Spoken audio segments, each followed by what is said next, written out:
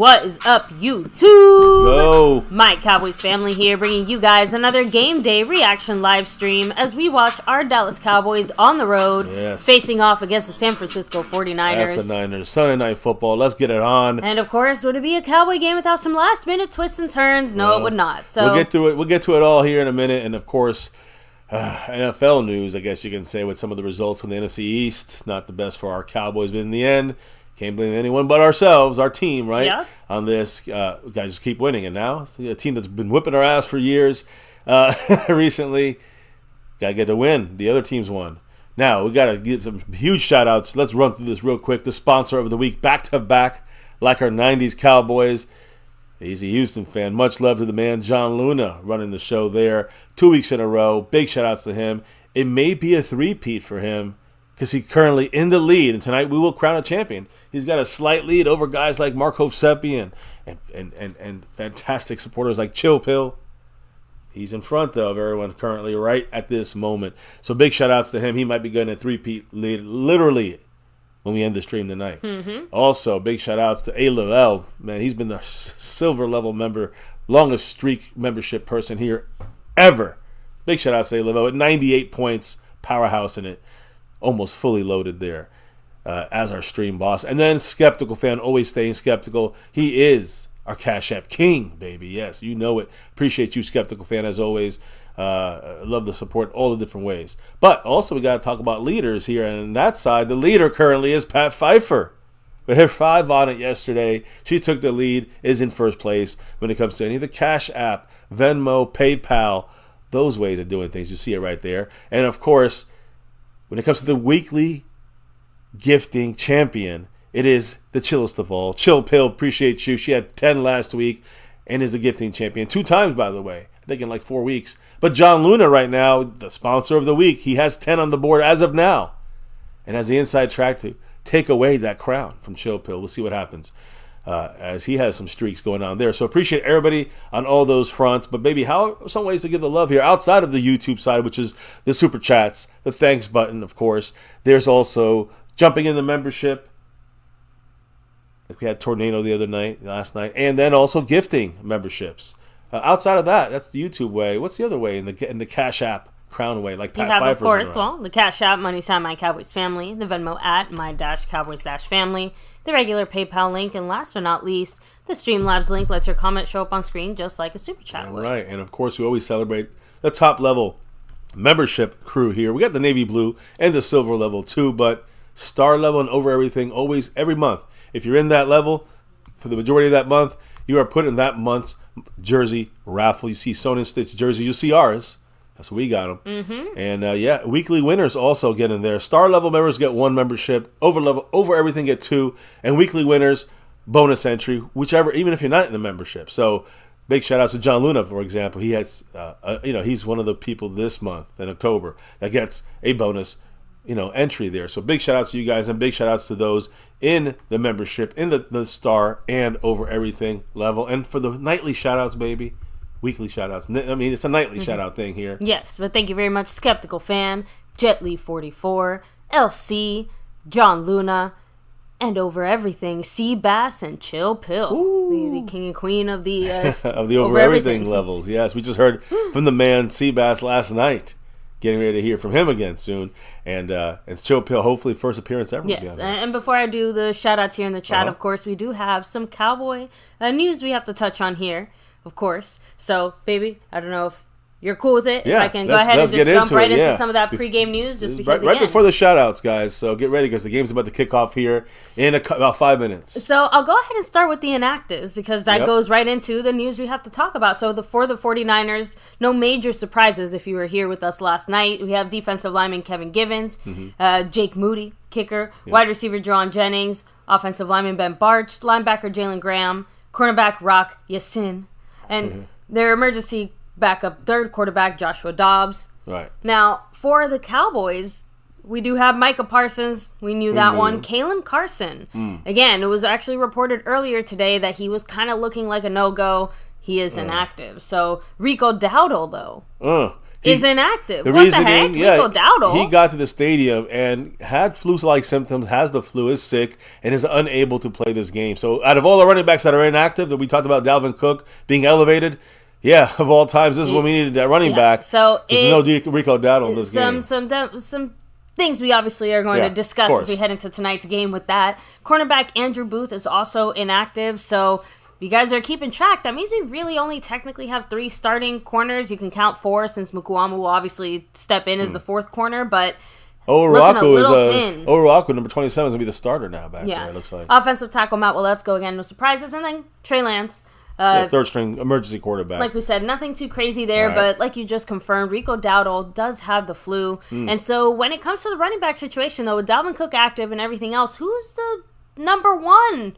Who's RB1? Well, Zeke was the one taking the RB1 snaps in the pregame warm-up. So that means that Zeke's getting the starter snaps, but you're going to see him split time with Dalvin Cook this game and Deuce Vaughn, along with a little bit of Hunter Lipke as well. McCarthy pregame said this about Dalvin Cook being active, saying he's done a great job coming in, learning our system. We feel he deserves this opportunity. It'll be a rotation, and we feel like the change-up in run styles could be a weapon for us. So there you go. By the way, Stephen Jones said this as far as Deron Bland, who, by the way, if you notice he wasn't on here, remember, he doesn't have to be on here because he's still on the 21-day window IR. Exactly. Thank you. So they did say, Stephen Jones, he said that Deron Bland is, quote, right around the corner and that Marshawn Nealon isn't too far off, adding that Micah Parsons is also not too far away. Now, that last one I am taking heavily salted just because he was supposed to be not too far away, before the 3 bye weeks week. ago. So, also, I do want to make a mention of somebody who was not on the inactive list. That's a big-time player, Eric Kendricks. Yes. Number 50. He's our middle linebacker. Sounds like he's going to be playing with the green dot. And that's going to help our defense run stop and get this defensive young team, a lot of holes in it, a lot of guys having to step up, get them together, and get them on the same page. So that's a huge positive, I guess you could say, going into this game. Now, I did want to mention one comment, though, real quick. ICANN said Rico Dowdle reported with the flu, but he's at the stadium. He's signing autographs, hanging with the players. This feels more like politics where they didn't want to sit Zeke, so all of a sudden Rico shows up with the flu. I'm a little more in between in the sense of he maybe is not good enough to play. You know what I mean? Yeah. But he's obviously good enough to still be there. Function. He's not dying. I don't know. Look, either way, it is kind of a weird look. We'll see what comes out of that as more time comes out. So, and the final thing I'll say is the Cowboy captains. We have offensive captain Terrence Steele, defensive Osa Odigizua, and then Juanita Thomas for special teams. And special teams apparently is going to be a big key in this game. A lot of the pregame speeches had a lot to do with focusing on special teams. Now, who's in the house tonight? Let's get them shout-outs. Well, shouting them out. ICANN, what's up? Queen and King, much love, Scorpio. Balls Deep Adventure. We have Madman saying Micah's not injured anymore, so trade him. John Luna in the house. Glad you can hang with us for one of these live streams. We have Frank, A-Town Frank in the house. Much love. Pat Pfeiffer, hello and hi. And yes, not sure where that rumor came from, but nobody on the Cowboys organization has been fired. Everyone's still not yet, employed. But let's see how this game goes first. Right? Jet Lee 44, hello and hi. Jet much Lee love. In the house. We have Marcus Kersey, always let's go Cowboys. You know it. William Birdie, much love. Of course, all the people are picking the Niners. Let's be real. It's not a surprise. This is not a. I said 24-23 Cowboys take it the last second with Brandon Aubrey kicking a 70-yard field goal. Let's go Cowboys. Man, I'd love that. That'd be great. If we can stay within 10 to 7 points in the fourth quarter, if we're down by 10 or 7 points in the fourth quarter, I think the Cowboys are hanging in there. Well, skeptical fan always staying skeptical. Staying skeptical too. He said 41-20 Niners. I don't know. They're pretty banged up. Even I don't know. Honestly, I'm gonna be honest. I think that's more realistic than my score. If that tells you anything. Oh, Kenzie Bands, what's up? I hope so. Freedom First, what's up? Much love to you as well. Green dot. So the green dot is basically who is the person receiving the orders from the coaches on the sideline, and it's their job to then delegate and give those orders. So they get when they say get these orders. What does that mean? It's actually a radio headset in their helmet. So the coach is speaking to only that player. You're only allowed one player to speak to on your offense and your defense. And when the defensive coach is talking to the kind of the quarterback on the field for the defense, it's Eric Kendricks. He was not there the last couple of weeks. We looked like crap trying to stop the run. So to me, this is a big increase, a big plus to have Eric Kendricks back in the mix here, helping the young guys getting position. But he's talking directly with Mike Zimmer, and he's the only guy that really knows Mike Zimmer's scheme for years and years and years back when they were in Minnesota. Yeah. So that's the importance of having. That's how important it is to have Eric Kendricks in this game. It's obviously more important than having. I hate to say this, but Kalen Carson, who is just because he's a starter and he's still a rookie and we don't even know what he's going to look like. I mean, number 27 may look better than him right now. In reality, we don't know. So those are some of the things that the way it kind of breaks down. We'll have to see how it plays out tonight. Now, I do want to shout out the jerseys that we're wearing. But first, let me shout out Mr. Jet Li 44, who's dropping the first drop of the night, kicking it off with a $2.98 holla. He said, let's go Cowboys and get this win tonight, 24-17. Let's go. However we get it, I said it by 1, he's saying by 7. If we get it, let's reset ourselves, get the Falcons on the road next, and hey, that means we haven't lost on the road yet. Good, something good to bounce it off of, I guess. Big shout out to Jet Li. I'll be jumping on this couch if we beat the Niners right now, 24-17. Honestly, I will say, Simus. Shout out to Simus because he had a very funny name for this game that I won't say here because it's slightly politically incorrect. Let's just say, but let's just call it the Banged Up Bowl.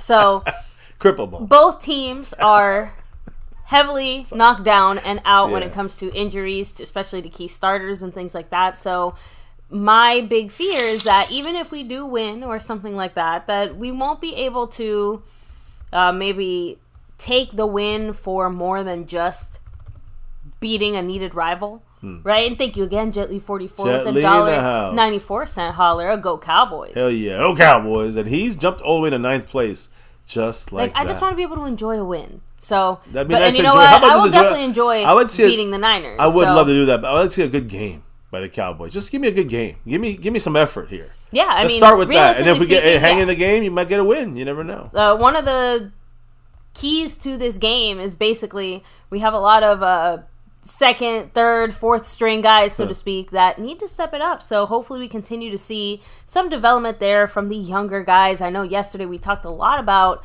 the offensive line and how maybe part of their big struggles are, hey, we have a lot of young guys here, a lot of inexperienced guys. You have to give them time to get there. So, the NFL doesn't really give you a lot of time, though, for some of those things. Sometimes you got to get in there and rock it. And now Guyton, he's going to be having to do rocket, I think, tonight. We'll see what happens. Again, you also went over, and we touched on this with Seabass too, like specific key matchups. And again, that's why I think special teams is going to be.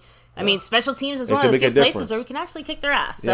Yeah, now, Aubrey's back from his jury duty weekend here. I guess you could say he's got to run back after this game. He's reporting for duty. But we got to report here with our jerseys representing who are we repping today, baby? Who are you repping? So, like I said, I felt like the offense needed a little energy. And here's a guy that I really was expecting to see a lot more this season.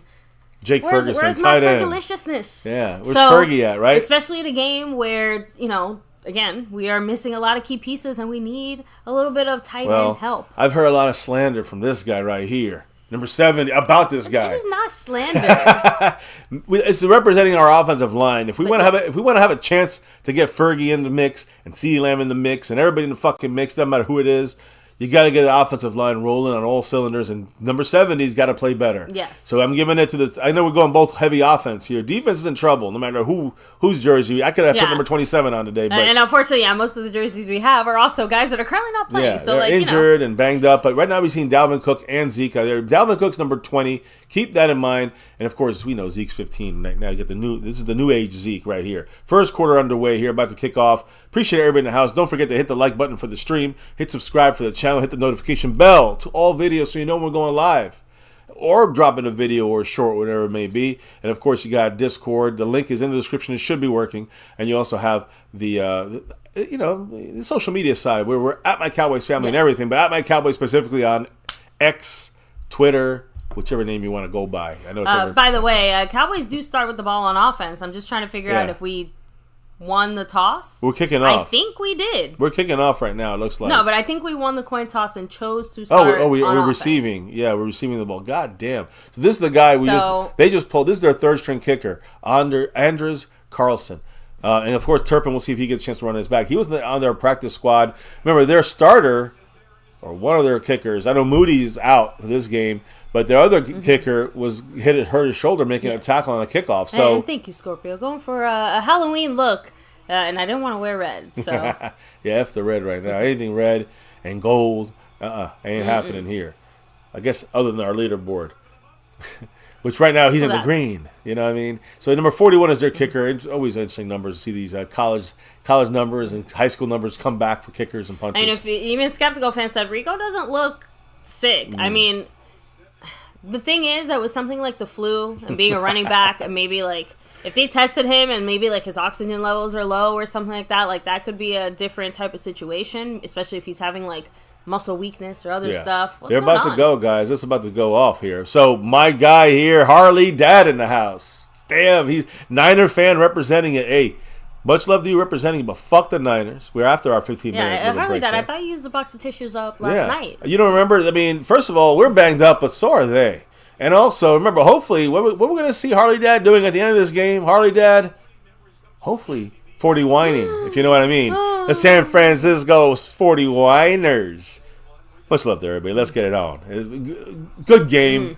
Not good luck. Let's win this game, Cowboys. Let's get a victory. Fuck the Niners. Even if we don't do shit this year, beat the fucking Niners. The thing that doesn't make sense to me, though, if Rico Dowdle is supposedly out for, other reasons. We're getting a return, and it's a fake again, like we're always doing. Back to the 30-ish with the flag, so that means we're losing yardage. Go ahead, baby. I'm sorry, baby. No, it's all good. And, of course, there's a flag on the play. No, just saying that if Rico Dowdle is supposedly out for more political reasons, mystery illness and stuff like that. Illegal formation on us. Of course. So, there you go. Great job, special teams. That's the way to come out strong. Cowboys are trying to do something new now where they're always running C.J. Gilman around the backside of the returner, which is 99% of the time, number 9, Cavante Turpin. And Turpin sticks the ball out like he's going to hand it off to him. A couple times they will do it. That keeps the defense, the return coverage team on their toes. That's the thing, though.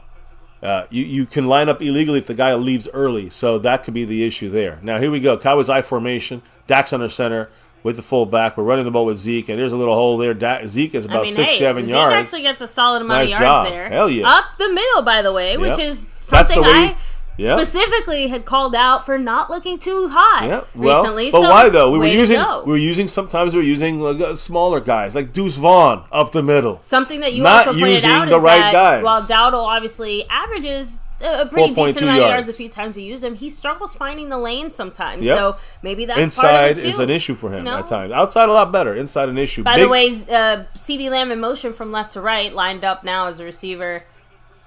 Dak looking. Those are right over the top. CeeDee makes the catch one-handed. Bobbles it with his face mask. Brings it in. First down. Hold on. First down. Cowboys. Let's go. Give credit where credit's due. That was a bad pass that he one-handed brought it in still. It was put in a place that he had to get it over the linebacker in coverage. And shout out to that footwork because he managed to turn and stay in bounds and get both long enough to get both feet in and actually secure the ball. By the way, big shout out to Pat Pfeiffer. Dropping a $4 holler. Now she's got a little bit of a bigger lead over guys. Zeke. Horrible. Barely gets back to the line of scrimmage. He might have lost half a yard. But I was about to say Ferguson in motion and then, helping the block, but everyone missed there. Yes, big shout out to Pat Pfeiffer. Thank you so much. $4 holler and the Go Cowboys. Thank you, Pat. And she is currently still the leader in the Cash App side of things. And I think she's circus catch. Yeah, where's the clown music?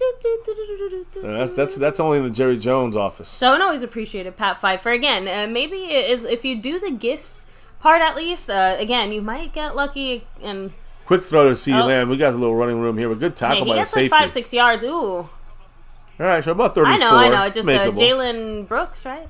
83? Yeah, he kind of, to avoid running into each other, he kind of ended up, falling over him and twisting himself up, but... Shout out for not crushing CeeDee Lamb. By the way, Pat Pfeiffer just had a little hop, skip, and a jump over Jet Li on our overall board. Now, definitely showing some kind of possible run. I don't know. Hunter Lipke is there to either run the ball or block. He can catch the ball, too. I know. So might be a run for Dak. Ferguson's also lined up like he's blocking. It is a run to Lipke, who unfortunately gets no yardage. Look, they're reading the run pretty well right now. And Fred Warner at 54 is one of their best, one of the best linebackers in the league. 4th and 2? I think. What was it? Was it a? I thought it was 3rd and 2. That was 3rd and 4. All right. Yeah. Maybe you're right. I could have sworn it was probably split the difference and it was a Pointing at that now, we didn't gain a yard, so we're punting this ball away. And I think so. Another drive, getting the ball first. We won the toss, and another failed first drive. Damn. That's not a good sign for the Cowboys. And 90% of the time, we probably lose. That definitely looks like 4 yards. Yeah. Anger about to punt the ball. Our punter. No, we're angry. 4-5. My bad. Yeah, he lost a yard probably. Yeah. So yeah. Punting it to the right corner. Get to the 9-yard line. He's not fair catching it. It kind of caught CJ going by surprise. He gained about 5 more yards there. Mm-hmm. They got to about the 15, which is a good enough punt. And our defense now banged up and bruised. And here's the thing, guys. They got Kittle playing. He was banged up. They got Deebo Samuel playing. I mean, I got to agree with the chat, though. Why are we running on a 3rd and 5, right? We have 1, 2, 3, 4, 5 different people saying, why was that the play call of choice? And again, running to anyone, but you're running to your fullback, too? Like, nothing wrong with Lipke and all that, but... No, there's something wrong with running to Lipke. You don't run the Lipke on a 3rd and 5. That's a 3rd and 4. That's idiotically stupid. That's a bad play call. It also feels like, I hate to say it, but it feels like we're being very obvious about telegraphing our plays. Like I hate to kind of go back to this similar complaint we've had before, but it doesn't feel like there's any deception. Again, this is what comes down to the lack of motion.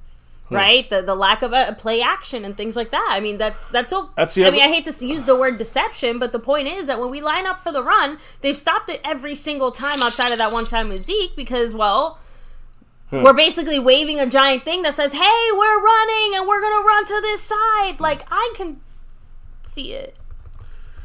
I don't know. It's not just that, though. Calvin Richard, what's up? Much love with the $2 holler saying, I just got in, guys. Are we losing yet? So not yet. Super quick recap. We won the coin toss, chose to start on offense. Why?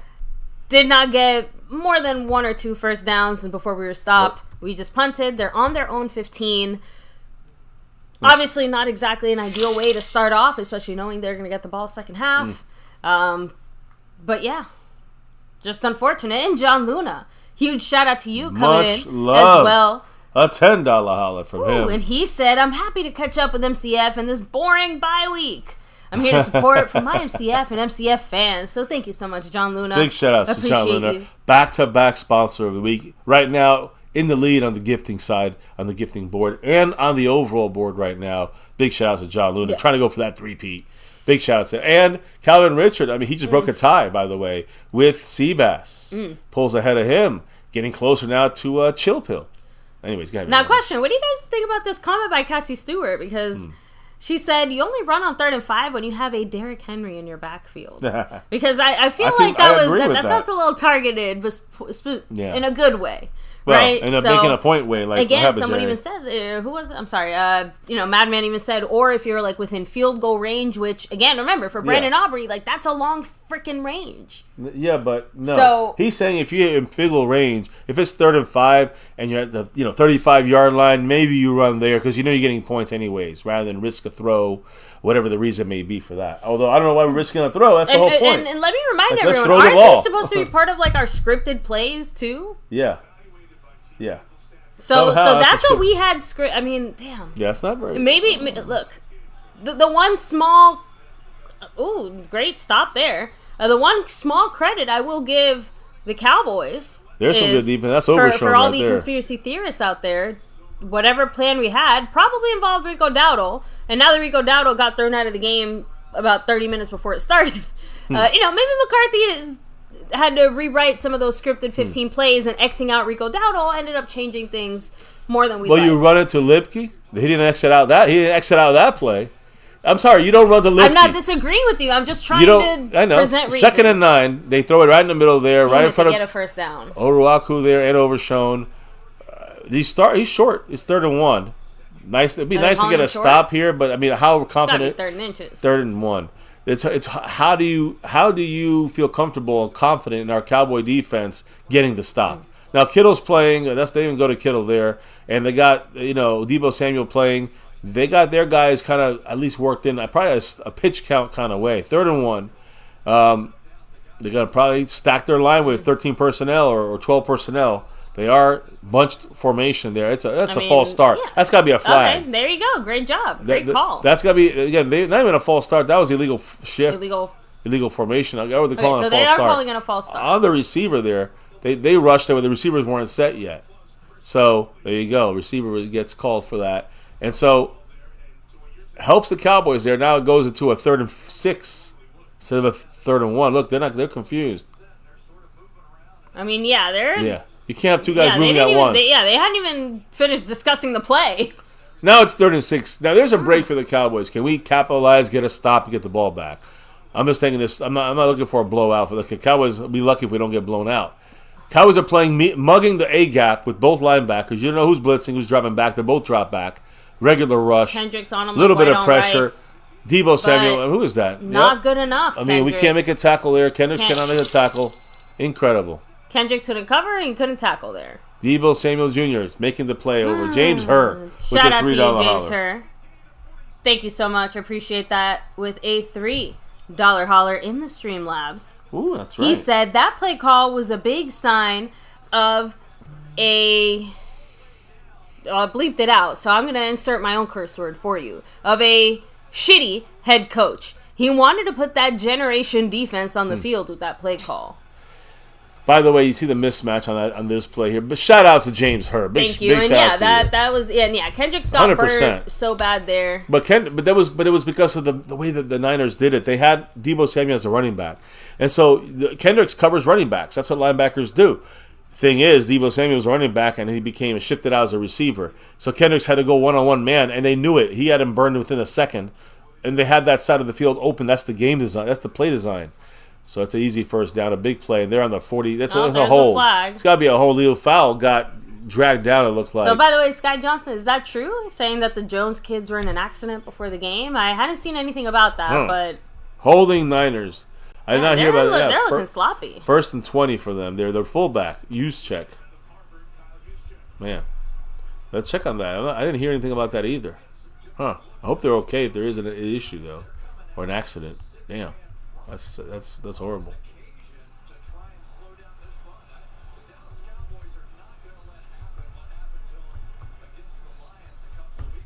I hope that we don't. They're saying that we don't gotta let the same thing happen that we happened against the Lions a few weeks ago. Who knows? We've had that's 3 times it's happened to us. That's not the first time it happened to us. There, Chris Collinsworth. You know what he's fucking talking about. Yeah, that Washington game ended with a Hail Mary and they won. To Noah Brown, of all people. They're going in motion. We got there it is, a little pressure. He's rolling out wide open though. It looks like Kittle, is that, or one of the tight ends? Oruaku cannot stay with him. Number 44, Pearson. I think, and look, the point is they are just winning on mismatches here, on one-on-one mismatches. Easy to see who's open. Because there Jordan Mason was the running back. Kendricks was on him. He didn't even look at him because it was a Deebo Samuel. Cowboys are looking like they're the chickens with their head cut off. Yeah, so by the way, just a quick update. So you guys are right. A vehicle with Charlotte Jones, Jerry Jones, and Shai Anderson Jr. Was struck by a barricade outside of Levi Stadium tonight. Charlotte and Jerry and Jerry Jones Jr. are both being evaluated by medical personnel, and they're currently in the visiting owner's suite.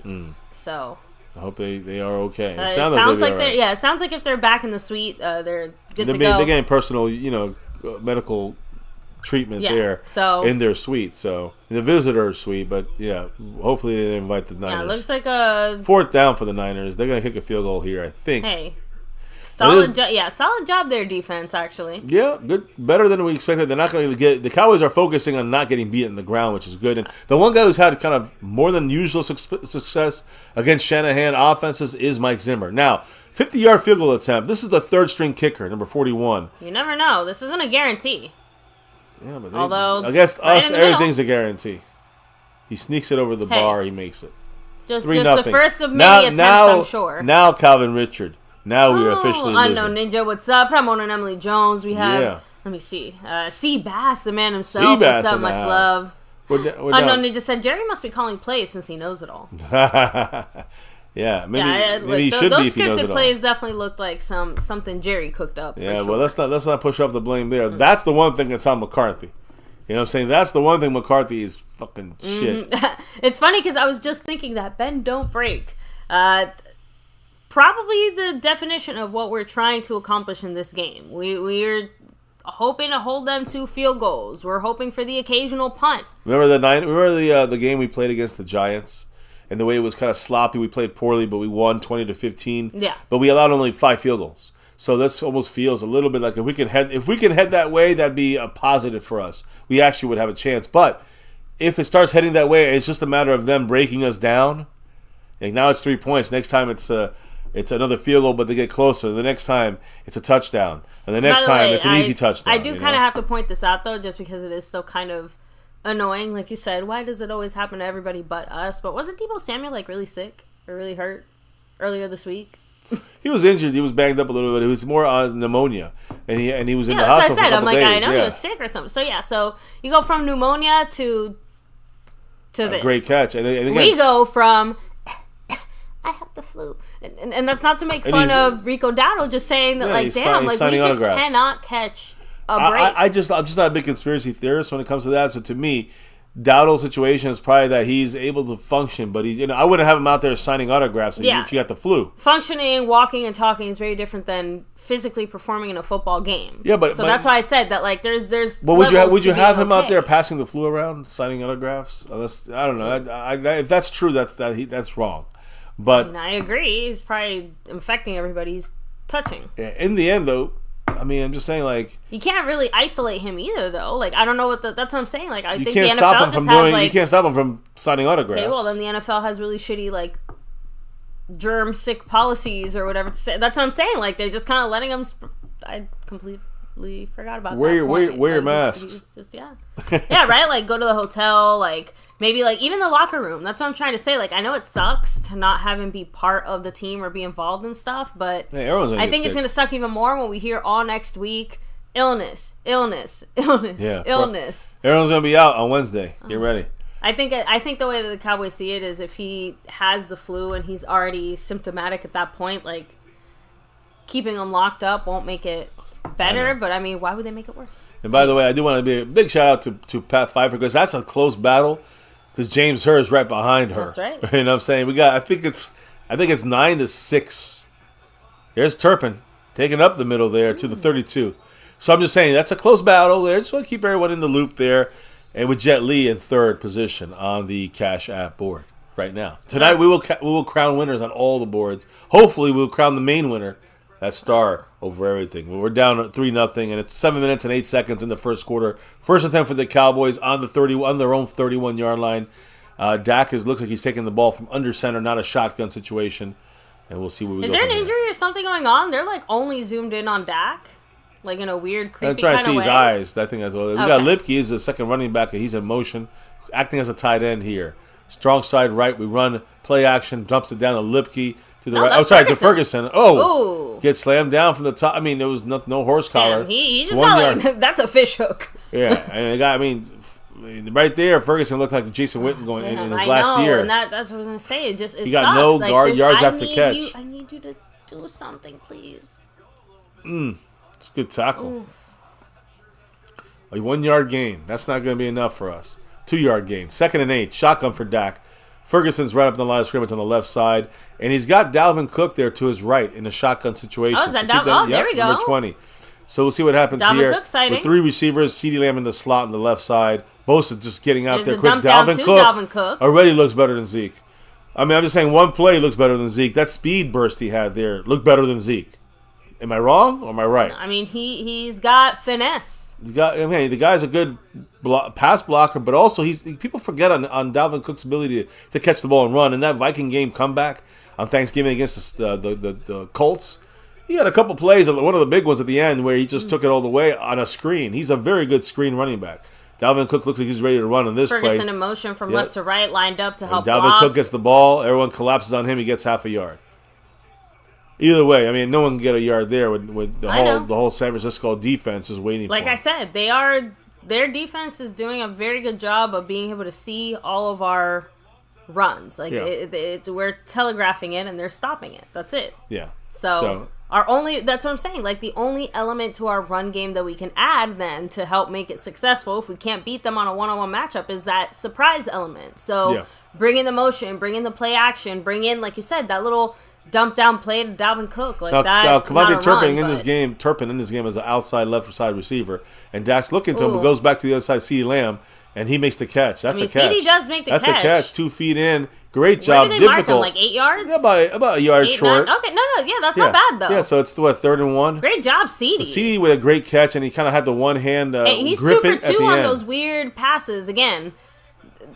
I know the line is collapsing and doing Dak no favors. Cowboys are bringing in, they just brought in, they have 13 personnel. So they're bringing in Brevin Spanford, and we're also bringing in Schoonmaker, along with Ferguson staying in the game. So you're looking at 3 tight ends. What? Oh, they said the Cowboys got the first down. So CeeDee, so again, he started catching it above the first down. I just didn't think they were going to give it to us because he didn't. Well, it was forward progression. Okay. Because he did make the catch, but I just figured they weren't going to count it until his second foot was down. No, he's got it there. No, once he's got it, he got it over there. 2. Oh, wow. Not where the feet are. Because he got shoved. Okay. He shoved backwards. So that's a first down for the Cowboys. Good catch by the refs. Got to give the refs credit this game. They ain't flicking those flags out too often.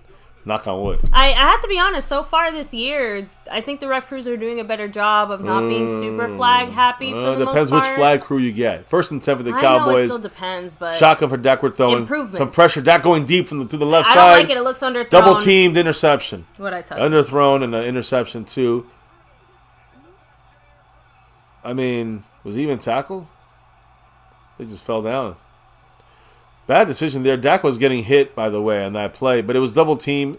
He couldn't get it over the top of the defense, and the safety just was there, moved into position, and got the pick, number 27, an easy interception.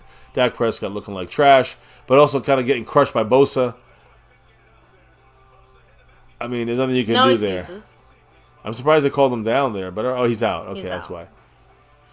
Well, so Dak throwing again, getting hit while throwing the ball on a decision where, to me, it's lost all the momentum as well, by the way. So again, we're driving, doing well, getting these big plays. Now our poor defense has to go back out there on the field. Yeah, and with very little positive, now he's got to, sit over there and I guess you could say add. I mean, the positive is the pick happened at the 20-something. Yeah, I mean, whatever. It's like a punt. Yeah. But the thing is, to me, it's still a problem in the sense that the Cowboys' defense, tired and having to go back on that field, is going to be an issue for the Cowboys to kind of, I don't want to say hold it down, but you want to keep this a close game. If they get a touchdown here on this drive and go 90 yards or 80 yards to get a touchdown, what demoralizing, especially off of a turnover. Right. I mean, right, off a turnover that ends up being cherry on top. Off a turnover that ends up being, like you said, a positive drive for us on this drive. It could have been points. It could have been 3-3. It could have been, we could have taken the lead possibly. I'm just saying, you never know. The way we play, probably not. But just a mistake like that. We're basically only one first down away from being in field goal range, basically. We just got a bonus first down, and we just threw it away. That's all. Romo type of beat. I saw that several times here. Unknown Ninja said Romo-esque. Scorpio said, instead of here we go, Dak said, here you go. Wiseman 27 said, Dak, just take the sack. It was a fucking first down. So, I mean, what was the other comment? Oh, here, Balls Deep said, why throw into double coverage? And to a number 9 who's tiny. Sydney Eubanks, by the way, I got to give you credit. He's a Niners fan here in the chat. He said, Dak throwing ducks. And some of that is because of the fact that Cassie Stewart thinks that should have been roughing the passer. I honestly, that looked like a solid just tackle. I mean, unless you think it was lower extremity kind of situation, but I don't know. I'm just saying, it looked like a solid, normal tackle to me. So, just again, the fact that Dak is getting hit is the problem. The problem is that our passer is getting roughed every time he gets hit. The thing is that Nick Bosa, in his face, and it's not illegal to hit the quarterback. You just can't hit him at the knees or below. So if Dak got hit, it looked to me was the reason why Dak threw a bad pass, and even the announcer said it. But you can see it. He couldn't put everything into that pass because he was getting hit. Yeah, Scorpio said it, too much arch on the pass. Right, too high up.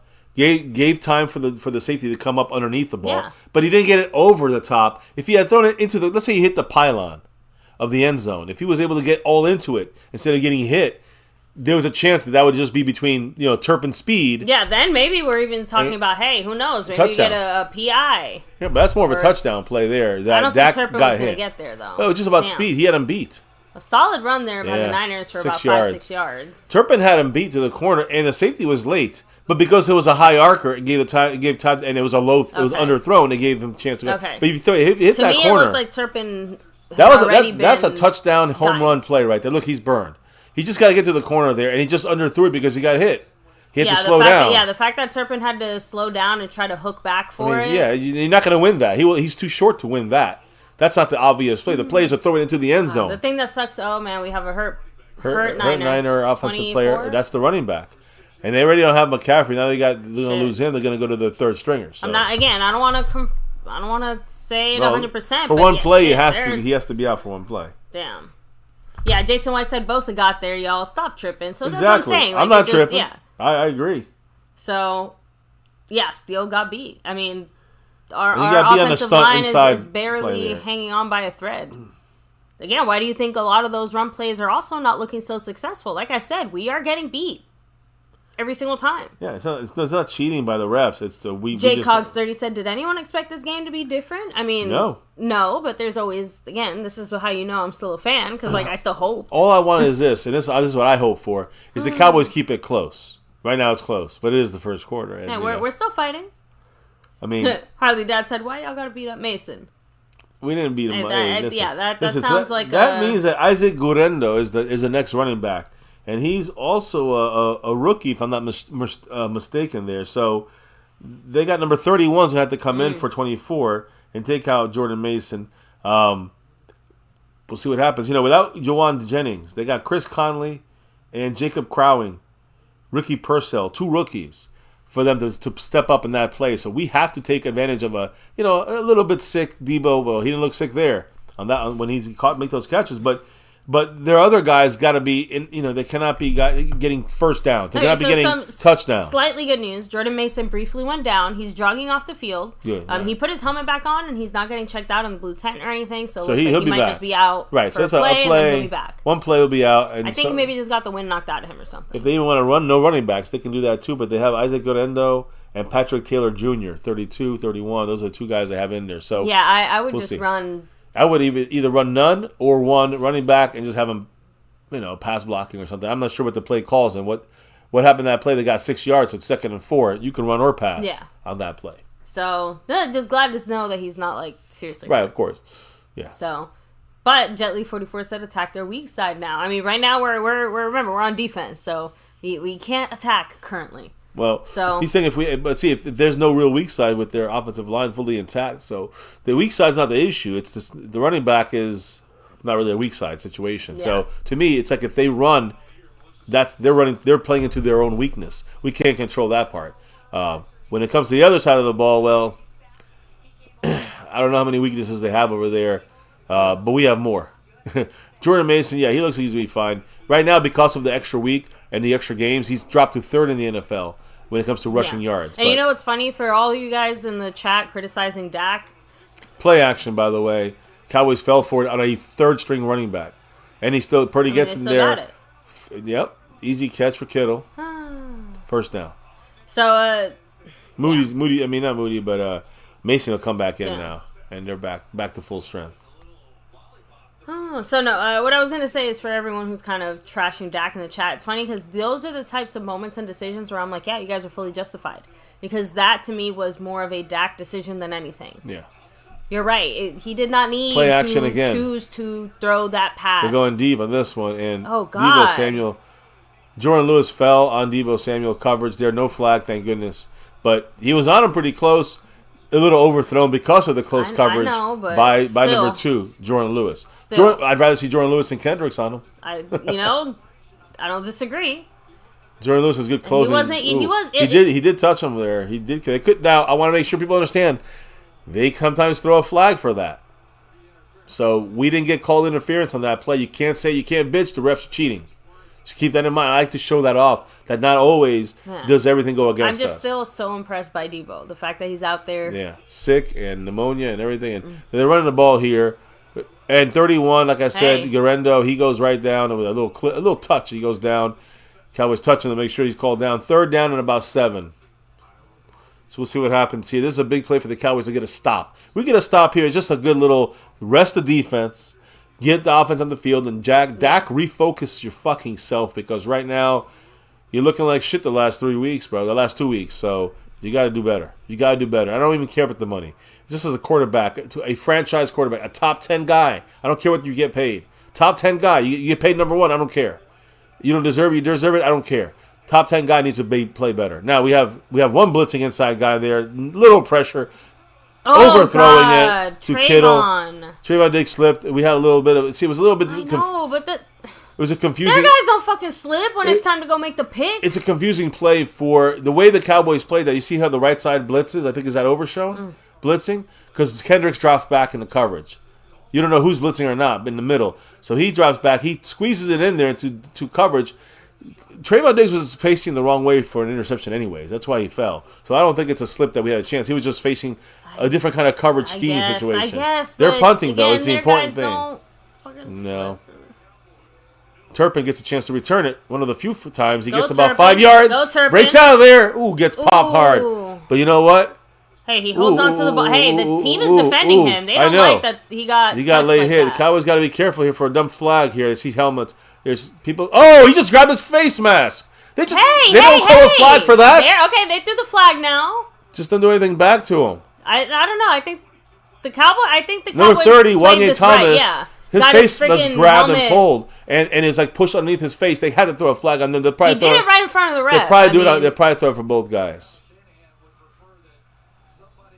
There's some hate there on both these teams. I know, hate. You got to remember, it started because they were trying to fuck with Turpin. Yeah. Yeah, but the Cowboys came in and gave him a shot late. They didn't call a flag then. And then after they got out of control, they called a flag. Let's see. They don't throw flags very often in this squad, it looks like. Yeah, it'd be both teams. Oh. CD? So, CD and Fred Warner. It makes no sense. Damn. No, not. That's like they shouldn't be on the field for that. What just happened? Punt. Yeah, I don't know what happened there. Were they arguing in the middle in the sideline or something? I don't even know what happened there. It makes no sense. They didn't even call it on the people. Like what did they see then? Whatever Fred Warner was doing and whatever CeeDee Lamb was doing, I'm surprised they're both on a special teams Harley play. said that almost looked like an episode of FCF After Dark. Oh. That's funny. That's true. It does kind of like that. Half the crew here is FCF After Dark, so they know. They get the joke. I know. They just said let them fight. It's the only time they show any passion. William Birdie said the good thing for us is that Purdy also looks awful. Yeah, without weapons, I like McCaffrey to keep it going, and I would say they have Kittle and they have Deebo Samuel, but they don't have Ayuk, they don't have Jennings, so they only have one guy. We can shut that guy down as a receiver and slow down Kittle. That takes away all the Purdy abilities there. He's got to play action, handoff, quick passes, dump offs. That's just management stuff that any quarterback can do. So, yeah, right now he don't look good either, and our defense looks good and ready for this game. Zimmer's defenses do look better against Shanahan offenses, and I'm not talking about Shanahan, but Shanahan coaching tree offenses. In over the span of like the last 10 years, that's whatever. I don't know what the numbers look like, but we had done a study on that. Now, in the offseason. Quick question. What do you think about Logan Bird's comment saying Mike Zimmer's calling one hell of a game so far? Yeah. I mean, I think Kendricks makes a big deal on the field with that. Gets guys in line and knows where they're supposed to be at. I think I made a mention about that last night. I made a mention about that before the game. One of the guys that we did not see inactive was Eric Kendricks. I think that, along with a better called, better practiced game plan by 2 weeks to do that, over a bye by Mike Zimmer, all those things, I think mainly the Zimmer changes and the Zimmer ability to alter or teach the scheme better in 2 weeks that we didn't play last week, so that's 2 weeks of the bye. But also Kendricks getting back on that field is a huge difference as well for me when it comes to the Zimmer scheme and the defensive. Yeah, I'm really confused because again, it was Juanita Thomas got into it with Fred Warner and Malik Mustafa. Yeah. But where the fuck does CeeDee Lamb come into any of this? Yeah, they're gonna have to redo that. I think they're gonna have to redo it. Look, I don't think it matters that much. Like, I guess it'll matter if CeeDee Lamb gets kicked out of the game or something. Yeah, one more personal foul by CeeDee Lamb, he's out of the game. Or Fred Warner. Smith. Sorry, just a PFF ranks him 119 out of 119. Yeah, Mozzie Smith's the worst ranked defensive tackle in the NFL with a certain minimal number of stats. Yeah. Like, you have to actually play a certain amount before they even consider checking your statistics. Yeah, Jordan Phillips probably doesn't qualify. We get the ball back. Now the Cowboy offense on the 35. Here Their we go. own 35, of course. And Cowboys under center. Dak looks to the right, throws. CD makes the catch. Just hold on to the ball. You get about 6 yards on first down. 5 yards. 5-6 yards. I don't know. Maybe it's just me, especially after that last pass, but it feels like Dak is throwing like all of his passes almost like in little rainbow hooks, arcs. Like little arcs. I don't know, just something like what's the fear here? What's the situation? They're talking about it. His art, the way he's throwing the ball. I mean, he wasn't as set with Pittsburgh. Ooh, Guyton got beat there. It's a hold for Guyton. Yeah. Guyton got beat by, again, who was the guy, number 56, Leonard Floyd. He's one of those guys that I said would be a problem. Multiple flags thrown, so. Maybe 2. Fuck.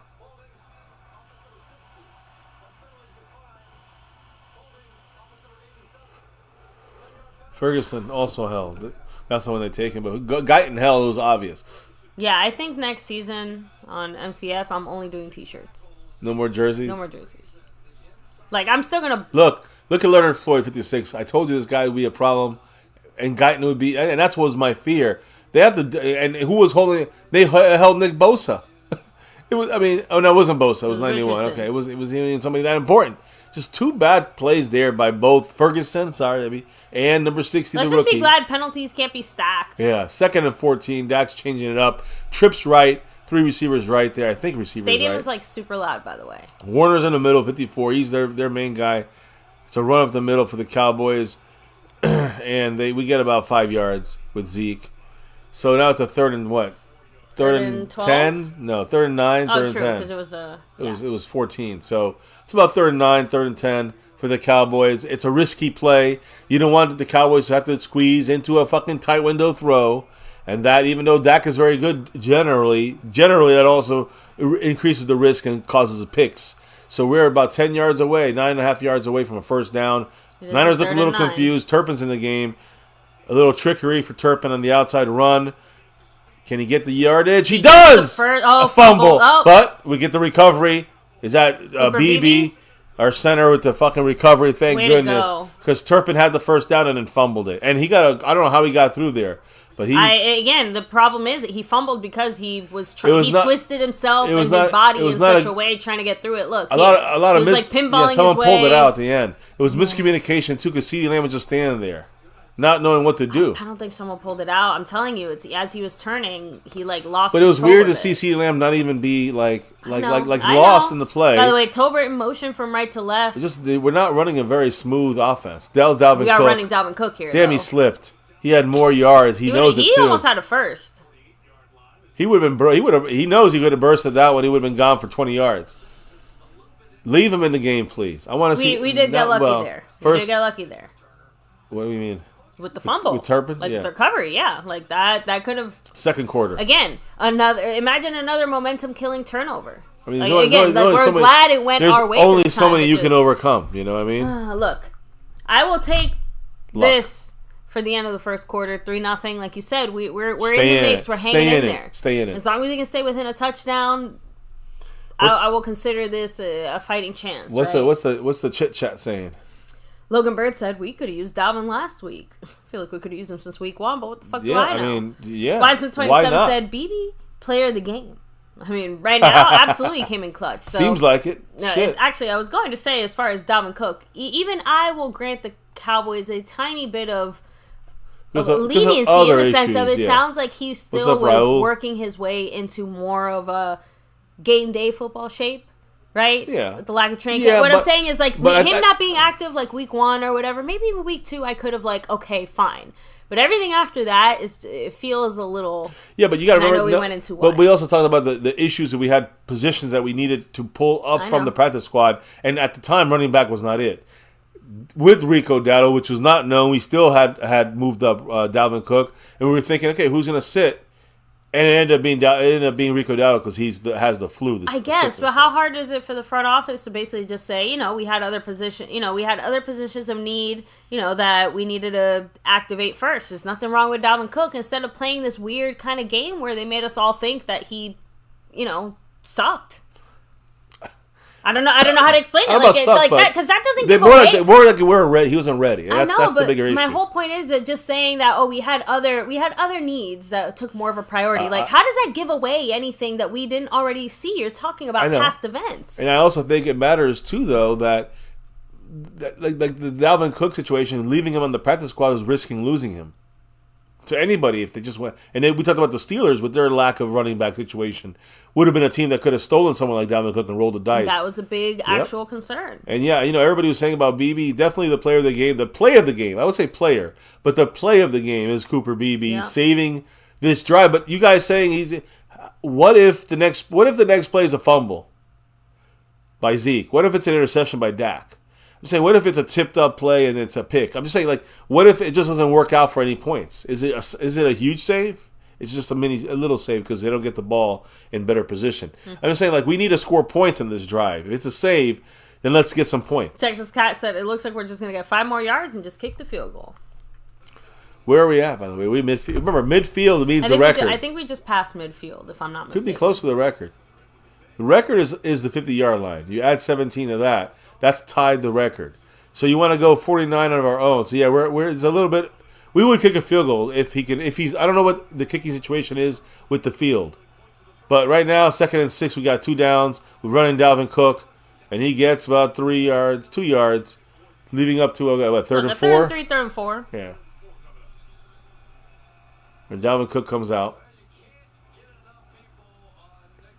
Nick Bosa just overran it a little bit too, though. Didn't he? Was he the overran it? Man. Ferguson. I mean, poor Ferguson. Like, he didn't even stop Bosa. He just basically... Let him run into him. Yeah. Damn.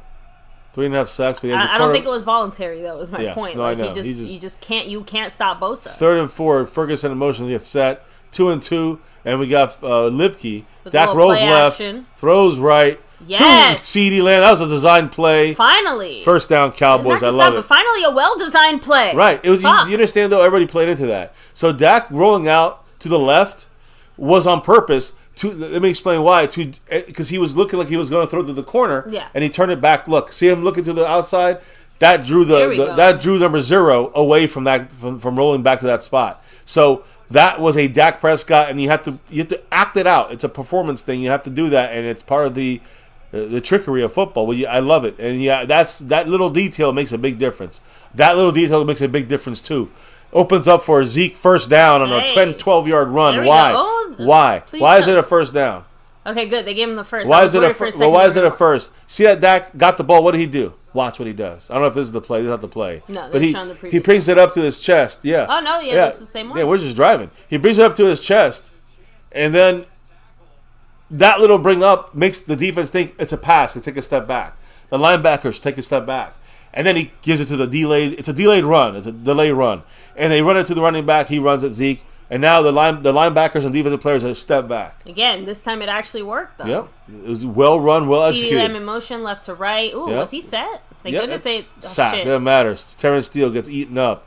And that's what I was trying to tell. I hope Seabass is around. Yeah. I was trying to tell Seabass that the Nick Bosa situation will not be on Guyton. It's going to be on Terrence Steele. And it's not because Terrence Steele is worse or better. It's because because Bosa's best spot is the left side of the defense, the right tackle attack.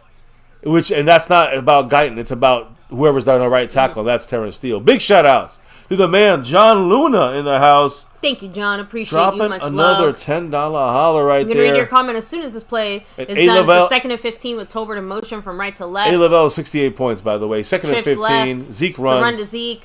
He gets 5 yards. Jesus. I mean, 5.5, 5 yards ish. Either way, a choice to 3rd down and long. Run it on a 2nd and long, but hey, now it's a 3rd and 10 basically. Yeah, under 12 minutes. We got John Luna. But thank you so much, John Luna. He said, "Okay, I just found a new way to watch a Cowboys game." It's a little light bulb, right? He's like, "I'm watching on mute and I'm listening to y'all's live stream." It's like I'm watching y'all in the same room. Why don't you tell me about this? Yeah. Just make sure it matches up. I hope we're not ahead of you guys. If it is, you can pause our stream so we can catch. You can catch up. Like Ferguson with a little bit of a button hook motion. Appreciate it, brother. Thank you so much. A little throw Dak down. Jumps it down Ferguson to inside screen. Yes! First down, and hey, he broke a tackle. He fought for that one, baby. That's all about. Is he hurt? That's all about Ferguson. Okay, I hope not. No. About. You know what Ferguson did there though? He broke the tackle from number 54, Fred Warner, who's one of the best in the league. Number 54. Watch this matchup between 87 and 54. Screen to him.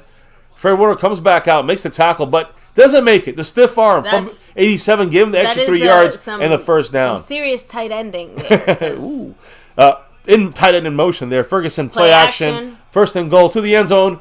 Throws it up. Knocks it out. Flag. First and goal on the 1 yard line. It was the Schoonmaker. I'm guessing PI. It was Shavarius Ward. Is that Shavarius Ward? Yeah, there's Sean Ward. He was. I don't know if that's Shavarius, but he was the one. He was the one that was pass interference in the end zone. First and goal on the 1 yard line for the Cowboys. Here we go. Here we go, Cowboys. Here we go, baby. Let's go. Do not fuck this up, Dallas. Do not fuck this up. Run the ball 4 fucking times. He's on him there, but that's the interference. Credit to Schoonmaker, who looks like that was actually pretty well done by him. He did everything he could do there without making the catch. I mean, he made the catch. It would have been a touchdown. By the way, Zeke's lined up next to Dak as a running back. To Zeke. Touchdown. I mean, and you know what? That is why we brought Zeke back. This is why we brought Zeke back. I wonder though if Dalvin Cook could probably do that too, though. I'm sure he can. It's just that this is when we say, how did you think we were going to use Zeke this year? This is exactly the types of scenarios that we had in mind, including in previous times where we tried to force Dowdle in that situation. Right. We should have been using Zeke. Or Lipke. You don't do that. Yeah. So good job there. Good run by Zeke, by the way, squeezing in there. Because there was a guy with the marshmallow helmets. And the little cover for it, the guardian cap. But the point is that they had they had the little stretchy thing for the logos. But he completely missed Zeke underneath him. Here's Aubrey. He hasn't kicked in practice with them officially. Knocks it right through though. 7-3. Cowboys winning in the second quarter. What the fuck's going on? It's just funny to me that the Cowboys seem to play better when everyone counts them out. I love Jessica's comment because she said, y'all are ahead of my TV and I listen to y'all to see what happens so I can better prepare myself. So you can get happy? You know, it's a happy time or sad? Yes, for those of you guys, if we are ahead, but you don't necessarily want to be ahead, like we said, you can just pause the stream. Pause us for 30 seconds or something, press play. 10 seconds, 15, then, whatever. There you go. Yeah, and you catch up and we'll be with the play with you guys. So it's a way I think Pat Pfeiffer was somehow ahead of us even. So you must have like a direct plug into the stadium. She's right at the stadium, I guess. Yeah, John Luna said it. Y'all are a little ahead. It's perfect because I know what's about to happen and I love it that way. So Ferg fought hard for that one. I love to see it. Logan Bird said, "Happy National Tight End Day." It is, yeah. That is definitely something we're celebrating. And she has one. Hey, what? I'm sorry, baby. I have to give you props. Yes, my tight end is right here. Yeah, you guys catch that, right? Anyways, much love. Thank you guys, man. Hey, listen, right now we'll take the 7 points, the 7-3. I'm happy with just the way we're playing. I'm happy with we're just hanging in there. We're playing, pretty okay. I like that the refs are not throwing flags from both sides. They're letting them play each other. Yeah, and let's be real. Those early flags the Niners got, like those are. Like, that was sloppy play by them. It was actually pretty obvious. So, it's not like, oh, they're picking on the Niners or something like that. Like, they're letting both sides play, and they're only really calling some of the blatant, obvious flags. Can't really say anything there. And let's be real. We can't say the Niners haven't had opportunities. We freaking turned the ball over. So agree. Yeah, all that. What can you do? And by the way, for Jet Li and Scorpio, if you guys are a little bit ahead of us, you guys can pause your if you have the pause function on your TVs for your side of watching the Cowboy game, you can catch up with us that way if you want to do it at the same time. JCog30 said, "Finally, run Zeke in shorter yardage every fucking time." Exactly. But I'm going to ask again: do you think that Dalvin Cook could have done that? And I think that he could have. Yeah.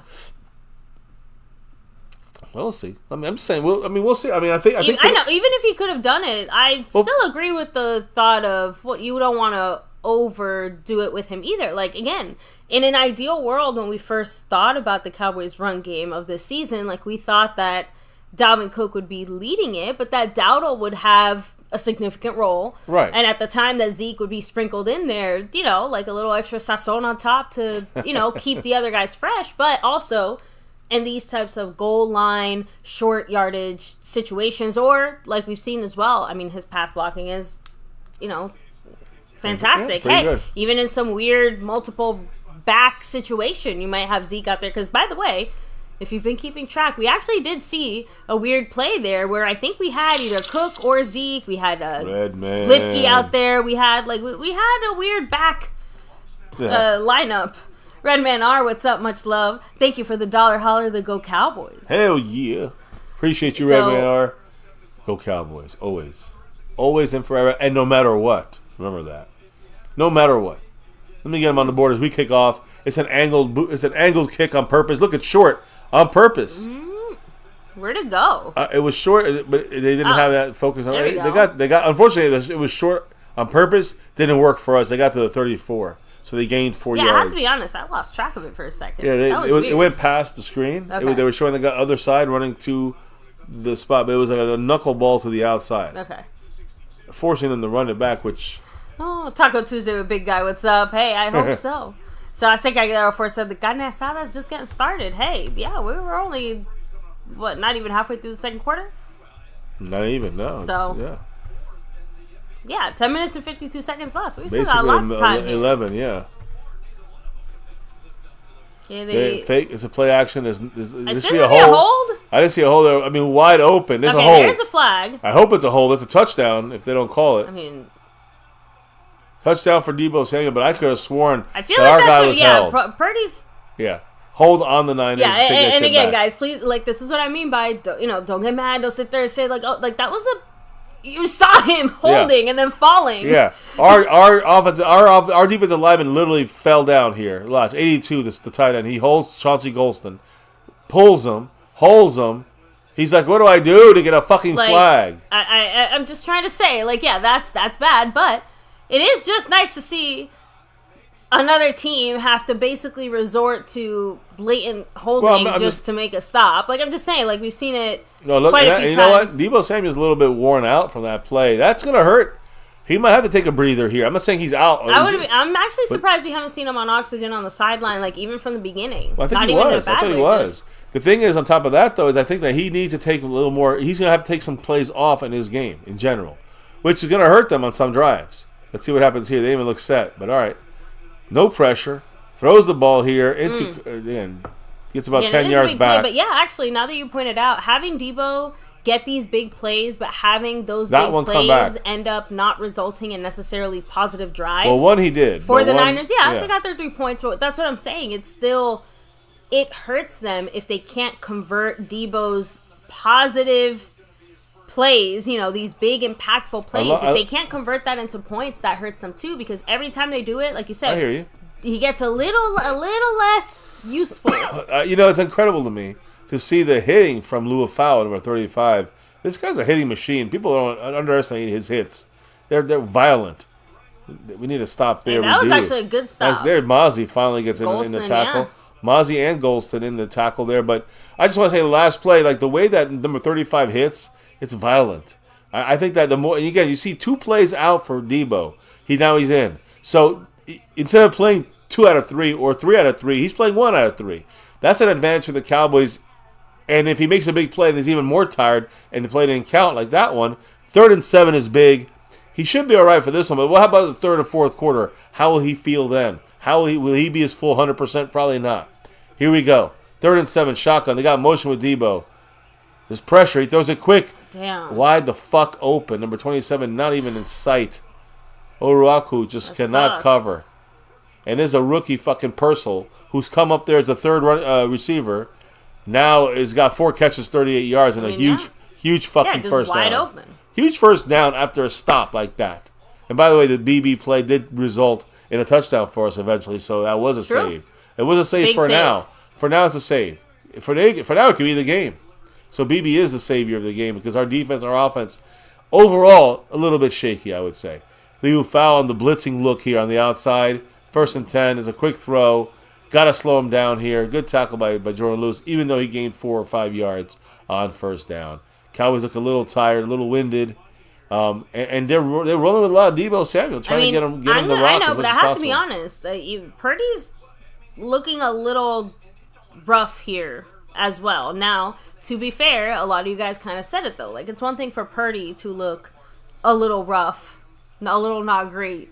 It's another thing for Dak Prescott to look a little rough and a little not great, considering his experience and his paycheck. Scorpio said Debo's killing us with only one lung. He's like Tupac out there after surgery. God. It's crazy. Come on, 2nd and 5. Let's go. He's just pitching outside. Got to get the outside contained. And there it is, getting the tackle. Good job, man. Golston. Great tackle, Golston. And a great job. You see the outside contain. That was, I think, either Kendricks or Lou foul. But the point is that a lot of that has been going on for, I'd say, about 4 weeks.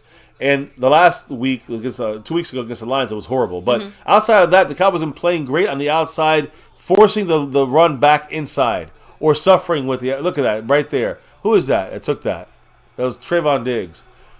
Good job by taking the block. And that's why I was saying yesterday. Remember Trent Williams pulling? You're not going to be able to beat him. So you just got to take the block. The other guy overshown, or whoever's behind you, got to take that. And that was a great job there by Golston to come back. 3rd and 4, another. Run the ball here. Great job there. Wow. Great job. I mean, stopping the run. That was Overshown. All Overshown. I just called his name out. Golston, 3 great plays in a row for number 99. Golston, Kendricks involved in this too. They might go for it. You guys said it in the chat, and I know you said it as well, but thank goodness for Mike Zimmer, because if there was one team he knows how to play, it's clearly the Niners. Yeah, Overshown, and look at this. Overshown gets out the block, and Golston finishes it up. The great job there by both these guys, and this has been a great drive for them.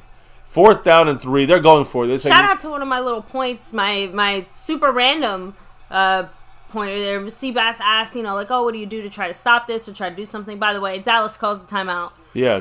Remember, Cowboys are winded right now, 4th and 3, and they're going for it, but that's it's a timeout. But do you remember that my point was that I would get creative about using Overshown?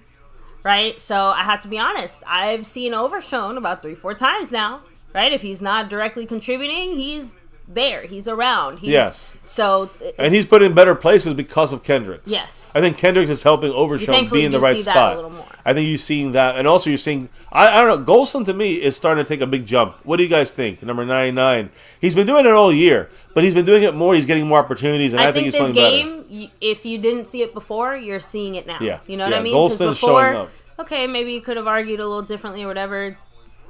He had lesser snaps too, well. so it was a minimal snap count. But now he has to play more, and he's one of the few guys showing up as far as stopping the run. Pressure still an issue for the Cowboys. He's not giving pressure. It's the blitz here that gives pressure. 4th and 3. We're sending our 3 linebackers. We're sending them up the middle. It's dropped. Yes. Great job. Thank goodness. Hey, by the way, Deebo Samuel being tired. I've been talking about it. You've been talking about it. That could be the difference there. Believe it or not, the drop there could be because he's a little more winded than usual. They've been working him, and we've been on him. And he's been dropping, and he dropped that. It's a little behind him. But he should have. 9 out of 10 times he catches that. But with pneumonia, coming off of that, and with being winded and being worked. A game of inches. That makes a difference. Like you said, even if it's not like, oh my goodness, difference maker, like, oh, he's not playing. Like you said, it's enough to impact him. And when you are, it's funny because I've heard this said before too by elite athletes, right? When you're talking about someone who is at the top 1% of what they do, right? Like all these guys, they are the best of the best or whatever. Of athletes, yeah. You're not going from someone who's like at 80% to 100 or whatever. You're talking about someone who's at 99% pretty much all the time trying to get to a 99.1. Right? So those tiny little itty bitty things, like, they make a difference. That was, by the way, the point I was trying to make about this gentleman over here, because he's still playing at 99%, right? We are just so used to him playing at 99.9 that drop off, it's like, holy shit, wow, like it's noticeable, and again, because he is that elite and that good and that great. Well, so, the fact that Deebo is tired, just to defend myself. I hear you, but the fact that he's tired is a prime example. And I'll let you talk now while I refill my water. Well, the fact that Deebo Samuel is tired, the fact that he's been, honestly, by the Niners themselves, worked and used a lot in this game. There's no doubt in that. So they're keying on using Deebo Samuel. It seems early. Maybe they put us away so they can rest them. You don't know what the Niners might be thinking that way, right? We'll handle business with Deebo early, and then he'll be able to rest the rest. Not so much, not so fast, motherfucker. So again, you're looking at a situation where they're using a lot of Deebo. They're using him hardcore. They're using him. We've been talking about it here before this drop here, and we're saying, he loses a little bit of something. You're gonna lose something over the course of a game. Getting hit, being used on a long ass run that caused a touchdown, but it was a flag, and that in itself could have led that literal flag saved that touchdown, which is a true flag. It should have been called, but also caused it, I think, in a slight way, caused that drop by Deebo Samuel. It could have been a better pass, but the reaching back, That little wind, that little yeah. That's the pneumonia. That's the whole situation has been building the entire week. Less reps, less not 100%, and then being used a lot, and the Cowboys hitting them a lot. That makes a difference. Go Cowboys. Let's go. We get lucky. We take it. So please put some points up, Dak. I'm seeing here. I like Hooker on Debo, said Wesam27. Taco Tuesday. Logan Bird said release and route was there. I'm starting to like Zimmer calling double A gap man to man or double A zone coverage. The double A gap is the key there. Usually on third down or fourth down and short, or usually long. But even a 4th and 3, that's when you see the double A gap. Taco Tuesday, we already shouted you out, man. Yo. What's up, man? Here we go. Dak under center. It's a flag on us. It looks like a false start. False start. Yeah, look, they're trying to. That number 27 came in there. Is there anything more infuriating than getting a dumbass penalty after you just called the timeout? It's on them. Yay! I take it back. Yay. Luther was on for Mr. Bosa. And I'm surprised they stopped the play. Usually they don't stop it unless he was uninfringed or what is it? Unimpinged. I don't know. He had a free shot at the quarterback. Then they stopped the play. So here we go, guys. 1st and 5 for the Cowboys. I actually didn't know that. Yeah. That's why I assumed it was on us. I mean, I didn't see him over or not though. Here we go. High throw, but what a great catch. CeeDee with a great catch. I mean, Dak's shitty throws are being saved by CeeDee Lamb. So let's be honest. Hey. I mean, twice or two or three times, CeeDee's making these catches, switching it around. The feet are touching the ground barely. That's all CeeDee Lamb. I want to highlight something that CeeDee said earlier this week as far as getting some extra work in with Dak during the bye, saying we love our bye weeks and we took advantage of it. We got right. We used every opportunity to get better, and I feel like it's going to show. We got on some routes, and obviously the timing is everything, and we needed that. Oh, here it comes. Here's Dalvin Cook, nowhere to go. This is like half a yard. Yeah, and everybody was getting beat there. Looks like even Zach Martin was beat. But that's going to be part of this important thing here for the Cowboys. Is a very important thing that we end up continuously winning most of our blocking. Not all of it, most of it. Yeah. Let's see. All right, so no carbs. 2nd down and 10. Dak's under center. It looks like we're going to run. We got Dalvin Cook. We got Turpin running. It's play action. Throws it down to Ferguson. A bad pass from Dak. Ferguson running over guys. Ferguson is coming through in a big way because that's like the second time that he should have been stopped for like barely any yards. They also just tried to rip the ball out in every single direction. He held on to it. Ferguson gained about 5 yards, right?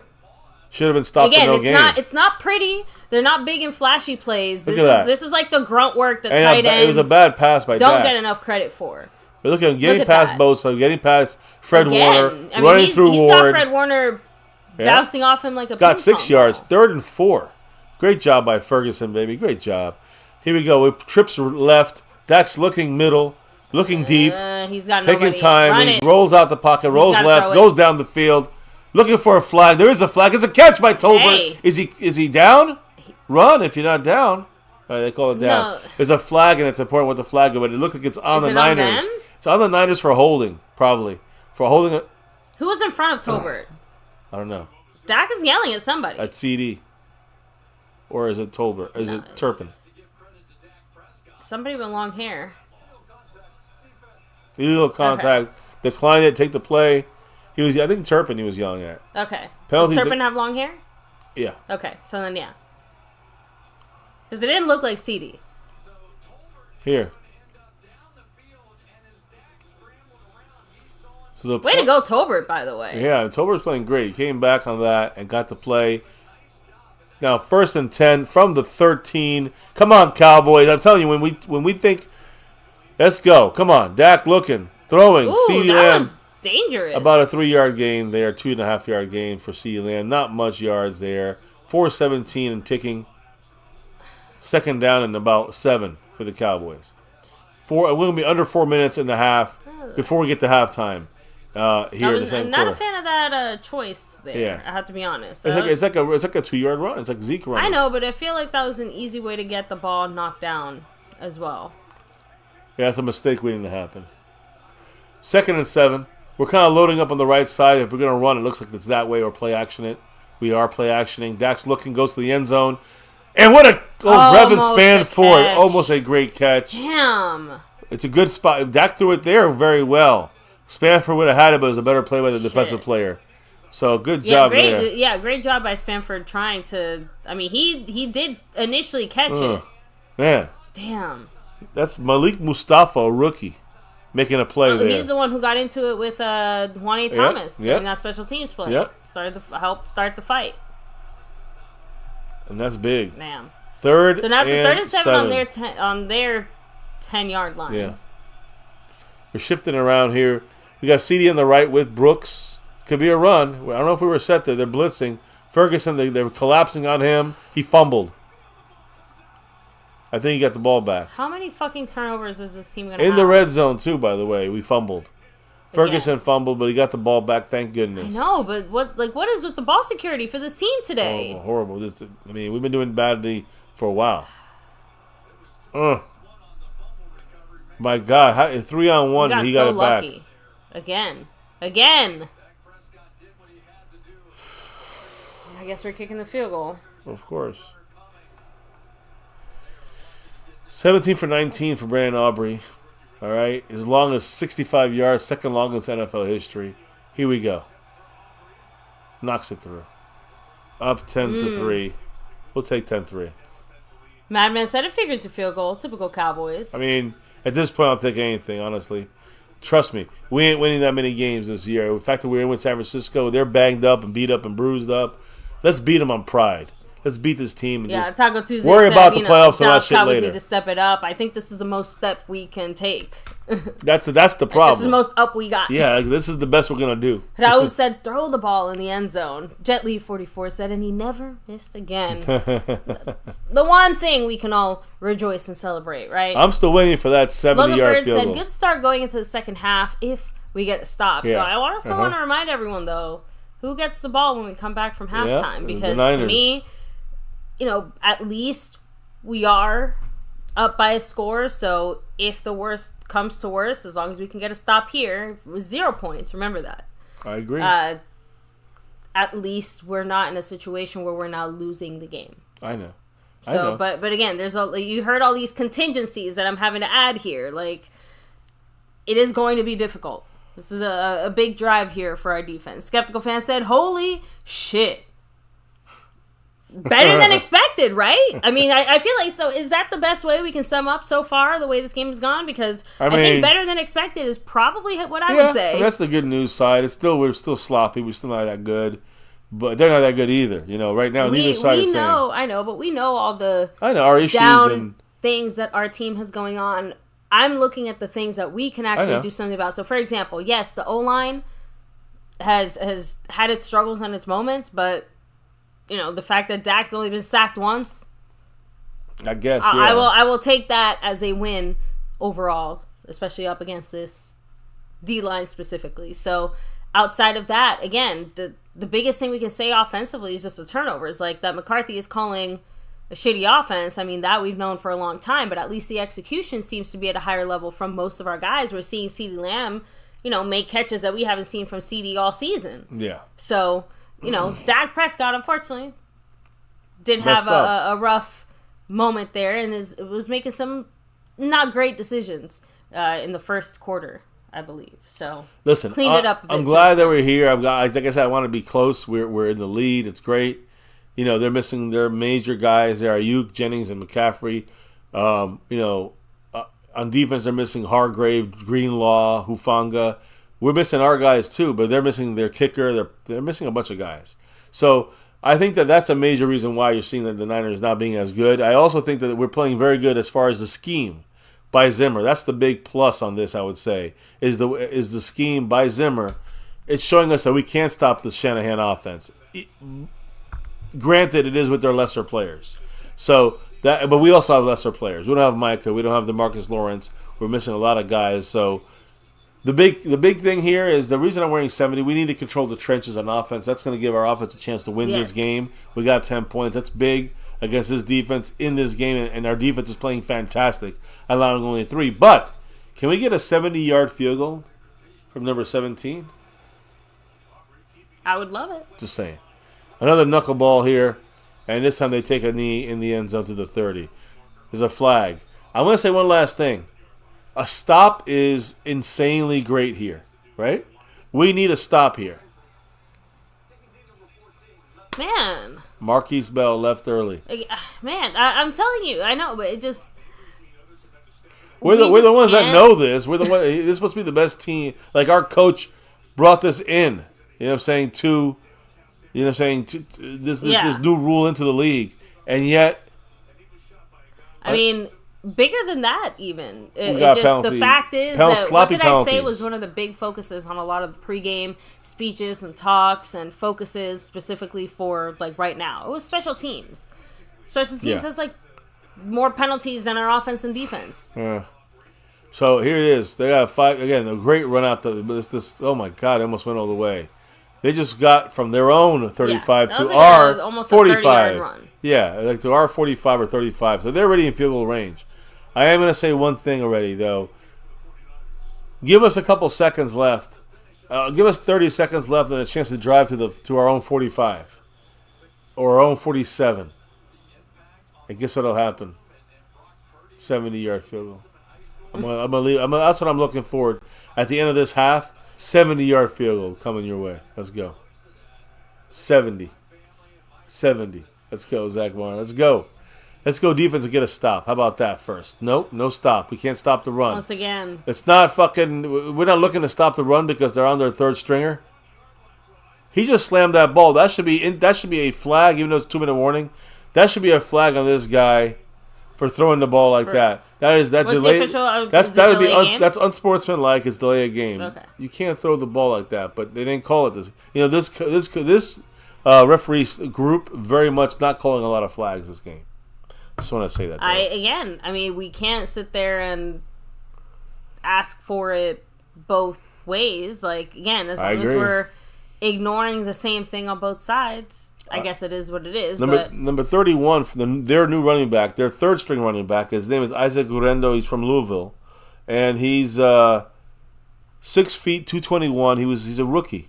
All right? So this is the guy that, unfortunately, is running all over us right now. We stopped, their quote-unquote starter right now, but we cannot stop their backup. Up the middle, they're killing us.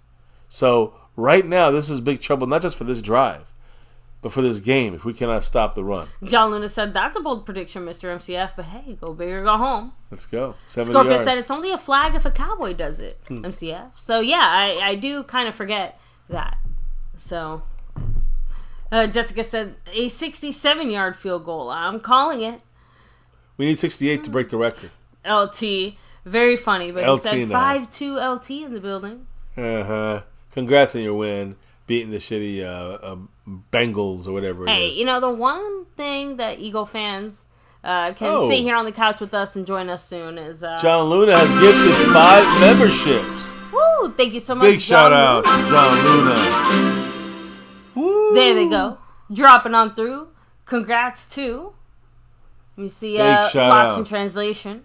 Tired ass Cowboy fan. Justin D. West Texas Cowboy. And Big Dow. If there's any time, I know we got our couple days a week we go live and you could drop obviously the memberships there, but when we have a packed house, 50, 60, 70, sometimes more people in the house, that's the time to drop those gifted memberships. A lot of people getting that love. So big shout outs to John Luna. I think we've had 5. With that, by the way, with that, he continues his domination in first place, going for that three-peat as a sponsor of the week, and he's a little bit extending his lead a little bit there, but mainly right now in the gifting membership side, he has gifted 15 memberships. Thank you so much, Mr. Luke. Yes, 15 lucky people get in the house, getting that membership, drop the emojis, other perks that come with that as well. So big shout outs to John Luna doing this thing as their starting running back going into the locker room right now. Jordan Mason going to the locker room, so that means number 31, Isaac Gurendo, has to take over, and he's taking over. He's doing great so far. He has far. 3 runs, 38 yards. Mason had 6 runs for 18. We can't stop this guy, number 31. Big shout out still. Thank you again, John Luna. And I was going to say, I think we have different levels. Oh, he almost fumbled. But there's a hold there. Can we get that call, please, on a hold? Let's see if the flag comes out. I was just about to say when we were talking about the There's refs, a flag. Okay. Yes. Is that, it's a weird situation because you can't get happy that they don't call a lot of flags, then get mad when they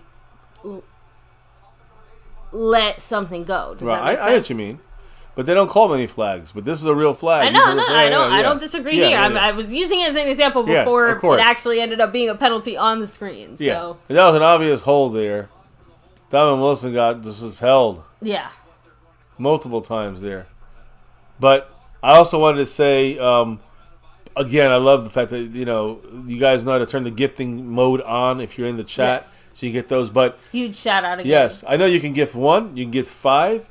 You can give 10, which is our record we've ever had. I don't know if you can gift any more than 10 at a time here at MCF, but the record gifted at a time has been 10. Here's a quick... Oh, that's a fumble. Ooh. Be careful.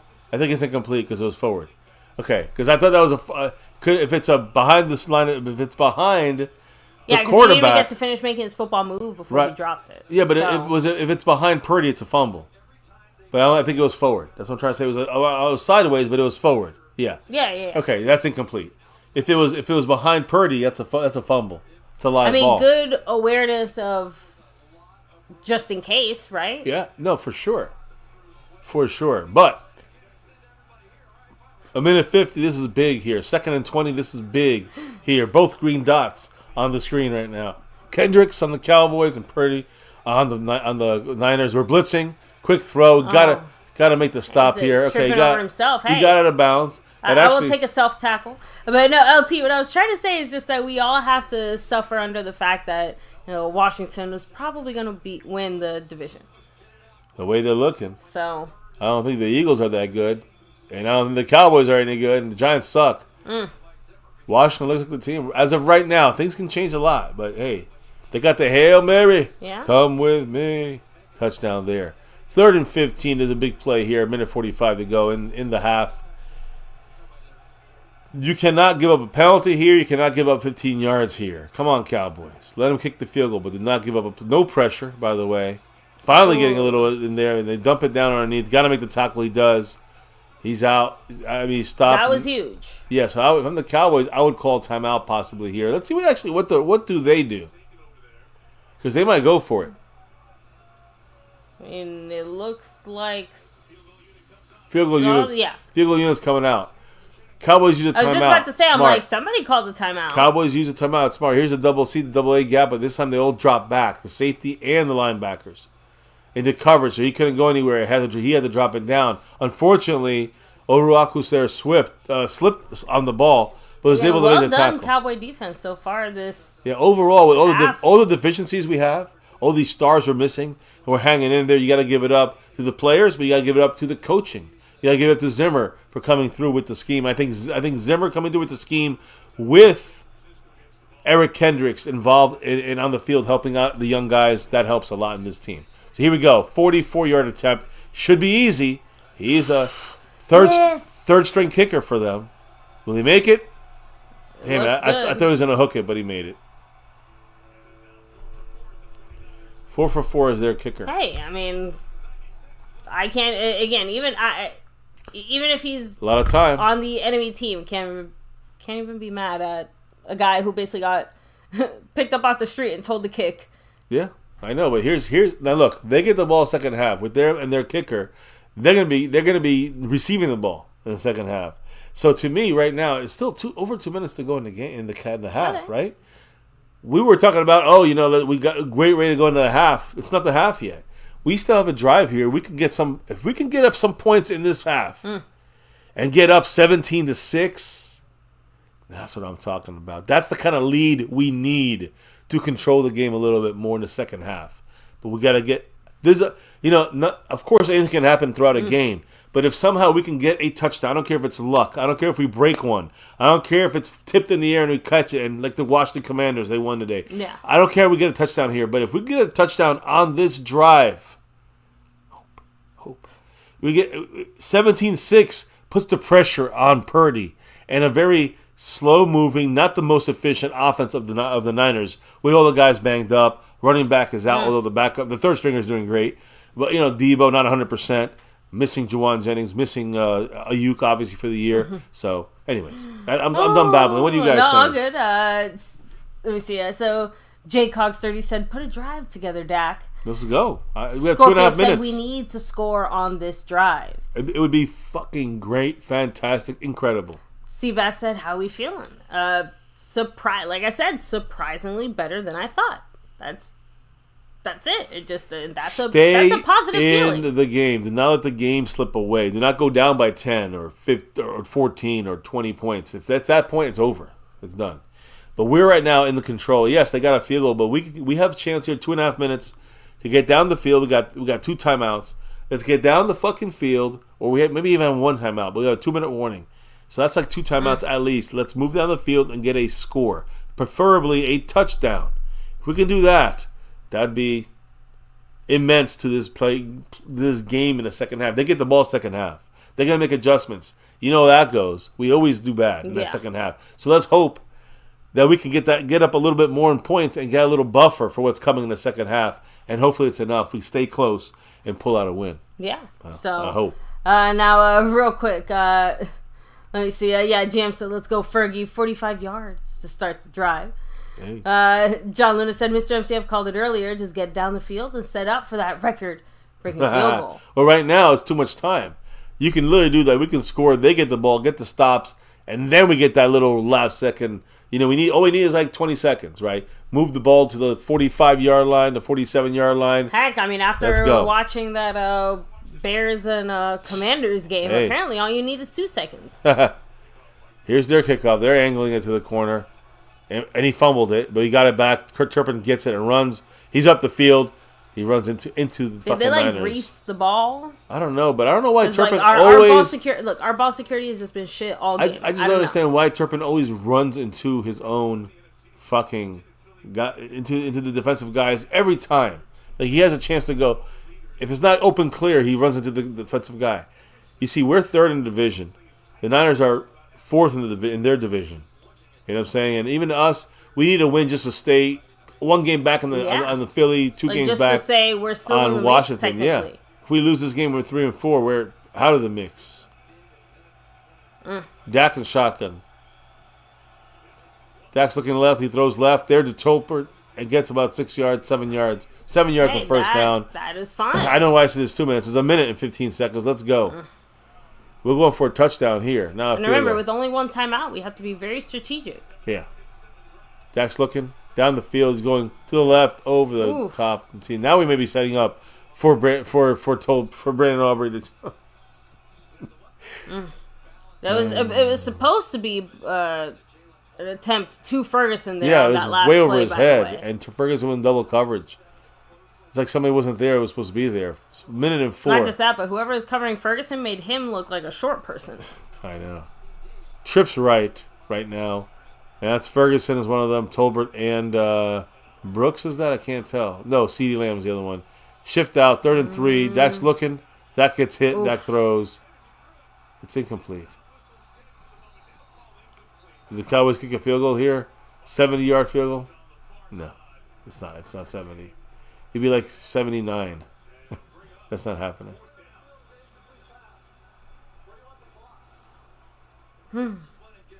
Now the Niners get the ball back. That was disappointing just because, we were at 2nd and 3, 3rd and 3. We can't make a goddamn fucking first down.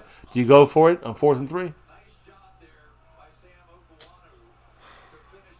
Not at this field position. We're punting. Minute 1. Fake punt. Look, we're up. We have the lead. Let's not be stupid. Let's not create situations where the Niners get life. Oh, Did we hit him? If we hit him, it's 15 more yards. Please tell me it's okay. No, we're good. I think we just hit whoever was. It sounded like he hit him. There. If he hit him, if he touched him even, it's a flag on us. And I think he did touch him. I saw the arm go down on him. But either way, it is what it is. We're getting, the refs are not calling a lot of flags, and we're getting breaks on not a lot of flags getting called on us. That maybe should be. That a lot of times we would probably bitch about. Saying, oh, they're cheating on us. No. Not that. They are actually refs are throwing. They're being very good with not overthrowing these flags, which is a good thing. A minute away from halftime. Oh, John Luna, Mr. MCF being negative is actually definitely his style. Oh, Madman said Dak could have ran up the middle if he saw what I saw. Mm-hmm. Oh, he did hit him. He hit him he clipped him with his fucking foot. And there's no flag. We got lucky, guys. That's 15 yards, and they're almost at field range. Like you said, these refs are letting a lot of little things go. If I'm the Niners, I'd be pissed, though. It's a late blitz coming. Get him. Oh, my God. That was all Overshown messed up there. Overshown fucked up. Shit. Damn it. Overshown he went up there. He was the quarterback spy, and then he kind of got lost in the sauce, and then Purdy saw the open hole there and went, damn, that's not a good play by a Cowboys there. Sorry about I'm trying not to be so negative. I'm trying not to, but man, listen, we're winning the game and we're up, and that's more than I expected us to be. Let me see. He's in bounds. Should have kept the clock going, but they stopped the clock. Jeez, we're getting an official review now. But the point now is that when they blow the whistle, they're gonna snap the ball. It's like no time. It's like no time's gonna go off the clock. It's incredible.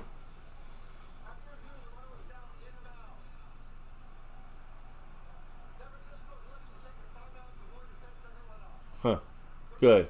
So he forced them to call timeout. Well, the referees check themselves, and they force him to call a timeout or take a 10-second runoff. So they use the timeout, 1 of 3. Right. They have 2 more left to save. They'd rather use a timeout than use the 10 seconds, which is smart for them. So, oh man. No, sorry. I was reading the chat real quick and just we're in a difficult position John. Here. I know. Thank you, John. It feels like, again, I hate to be that person, but it's like those little things are starting to like stack against us. So I'm trying to just I'm literally like staying quiet and bracing myself. Like I know you can't see it here. I'm literally bracing myself. Cowboys are again mugging up that middle. This time we blitz them wide open though. Damn it! And Kittle just breaks out of Donovan Wilson's grasp. They're in field goal range. You see, and this is exactly why I was bracing for the myself. Bad. That's a killer right there. 39 seconds, and then using another timeout, I'm sure. Donovan Wilson, not good. And we did not get pressure. Donovan Wilson playing way too off on him. What's going on? This is where we need Marquise Bell and Wanye Thomas. I don't know. Malik Hooker. Too much time, too much space. I mean, that's a quick pass. It sucks too because, man, the pressure in the front is starting to get a little bit better, but not enough. It's a killer. Kila. Damn it. 40-yard line. 57-yard field goal, and I doubt they go with it right now. But, yeah, I mean, if they have to, they will. They're going to get closer, though, unless we get a stop here. We do not. They stepped in the pocket. Low throw, incomplete. 34 seconds. Better there again. But a low throw, incomplete there. National Tight End Day, baby. Good choice on the shirt. I know. Shout out to the people in the chat who let us know. But, yeah, this was completely coincidental, because if not, we would have mentioned it was National Tight End Day. So, there you go. But yes, guys, in case you can't see, because I am a little short person, but I am representing Mr. Jake Ferguson here on the MCF side of things. Hell yeah, let's get the stop. Officially. Hey, look, there you go. Ferguson and he looks like he should Kittle. be related to the Kelsey brothers. Like he's like their cousin Kittle? or something. Yeah. Cowboys are playing everyone up there, but they drop back. Coverage. They get it. Fumble. Finally. Fumble. Shit, no. And they fucking recovered it. Of course they recover it. Fumbled the ball there. We were a hair away. Their fucking center recovered it. No luck. My goodness. Some luck, but not enough. Damn it. So they forced them to use their... Oh, man, that knocked the ball. Did he drop it? Oh. That was so weird. Technically, that's incomplete. But let's hope that they call it... let's see. That's incomplete. Actually, is it... Did it hit them first? It should be a penalty. Let me see. Yep. That should be illegally touching. Illegally touch the. So what it should be is that it should be illegal. Like it's an incompletion, but it hits the offensive player, which is illegal. Yeah, cannot be the first person. Yeah, he's an ineligible receiver. There you go. And if he touches the ball first, that should be a flag. If they review this, they'll probably say it's incomplete, but then the flag comes flying out. That's my opinion. That's what it should be. When it stays at its 3rd and 17, it stays as a fumble. So fuck it. Just pretty much the same thing. Takes him out of field goal range for sure. 3rd and 17 though, huge play. No one blows it deep. It's good. And it's no penalties. The other thing is we got to keep it underneath. That's too many yards. Did he catch it? Incomplete. That's good. Thank goodness. Good. 20 seconds to go. So lucky there. 4th and 17, they got to punt it. And so now that gives us a chance to now have that Aubrey play happen. Yeah. Definitely incomplete. Again, you never know. I wanted to be extra sure there. So, yeah, at least now we put them in, they're the ones that are having to play catch up. So, like I said, they do get the ball back. Second half. So, unfortunately, they do have a chance to let's see what happens. Catch up. But never over 20 seconds. They're punting from the middle of the field. So, this should go out of the end zone. They should corner this. It should be a fair catch. Let's see. Cowboys letting it bounce. They get it to the 2-yard line. So 10 seconds. This is a Cowboys take. Well, they can't even take a knee. We can't take a knee because we get a safety. You can't take a knee. You got to run forward. We'll probably just run the ball. You got to take a forward plunge. A forward plunge. Yeah. Can't risk it. Look where they're at. Just can't ever. Definitely an interesting situation to be in. We can't end it happy here. We gotta. We have to end it dramatically. Oof! All right. I'm saying like I'm. Right, they measured the exact distance, guys. But there you go. Officially halftime, 10-6. I had to be honest again. Did not expect this. We're in the game. That's all I'm going to leave it at. We're in the game, goddammit. We are in the game. I'm going to let you, maybe I have to. Go ahead. You can take your break first. Yeah. Go ahead. But, yeah, I'll be right back. So, all right? And you take over. We got halftime. We're up 10-6, which is enough to say, all right, we're in the game. That's all I wanted to do. Be in the fucking game. Fourth quarter, I want to be in the game. Like I said, I didn't give a score prediction. And honestly, it's probably because I agreed with the Skeptical Fan score more than I wanted to admit. I am just pleasantly surprised. This is better than I expected. That to me is the thing. My expectations were beyond low for this game and this team just in general. So the fact that they are surpassing that, I think that is a big positive. So Unknown just said 3 drops away from being blown out. Luckily, they got the new ball on the field. So luck is definitely more on our side today than I thought it would be. So yeah. So, yeah, Madman. I think that's why Mr. MCF said, he was worried that they wouldn't have enough room there to even take the knee. So it worked out, like, just barely. So, Cassie Stewart, much love. Thanks for being here, by the way. We're rolling back a little bit here. Let me read some more of your other comments.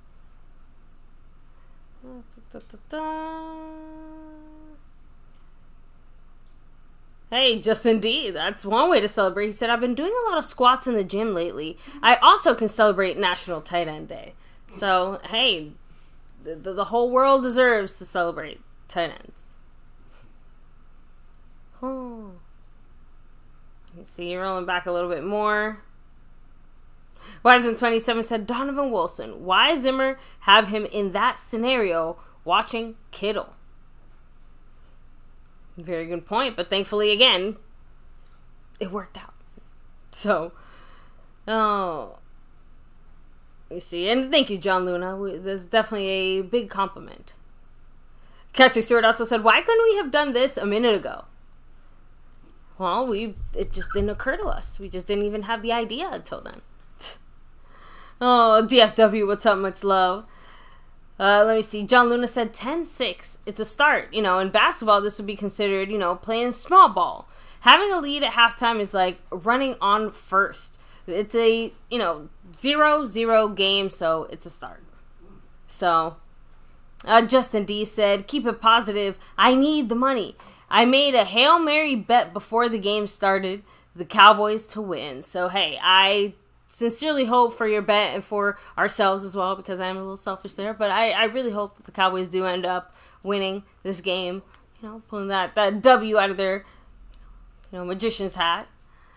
Oh, Devontae Alvarez said, we suck, bro. This game is so boring. I mean, I wouldn't, like I said, I don't think so. Like, it's probably boring from, maybe a more casual fan perspective, but I actually think, like, if you're a fan of either of these teams, this game has been exciting and nerve-wracking for both sides. So, but that's it. That's just my personal little 2 cents there. Luis Ortiz, what's up? Thanks for being here. Glad you're listening again, guys. If you are just chilling here, hanging with us, take a second to hit like, subscribe, hit the bell. You guys can follow us on all of our social media at MyCowboysFamily. And, of course, the Discord. Hop in the Discord. So,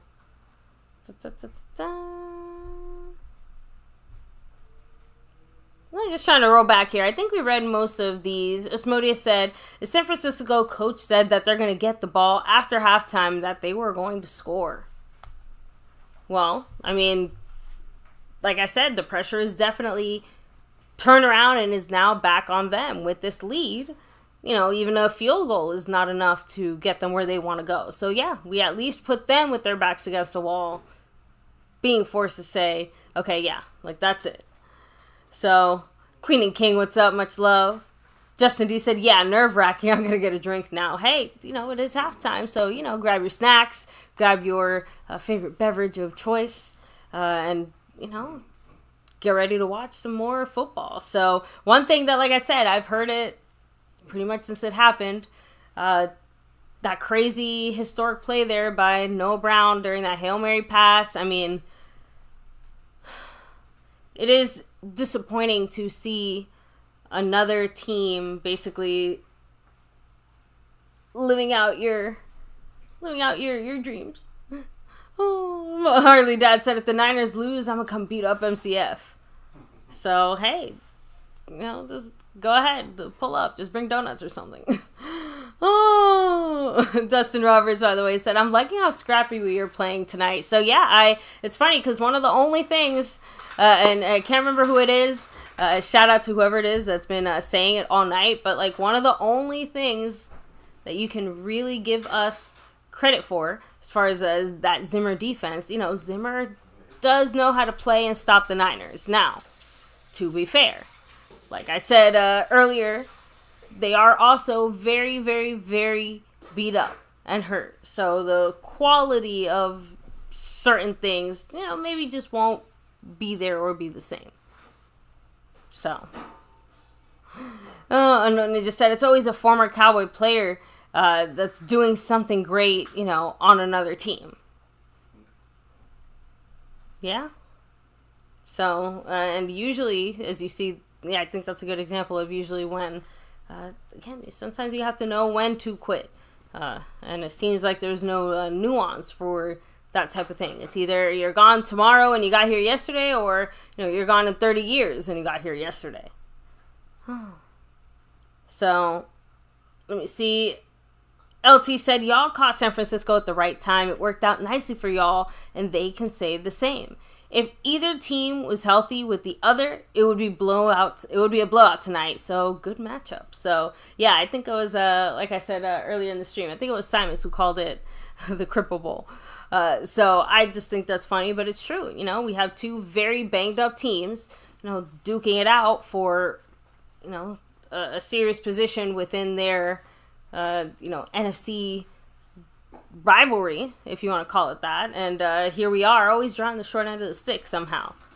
So, does anybody miss Amari Cooper? I mean, yes and no.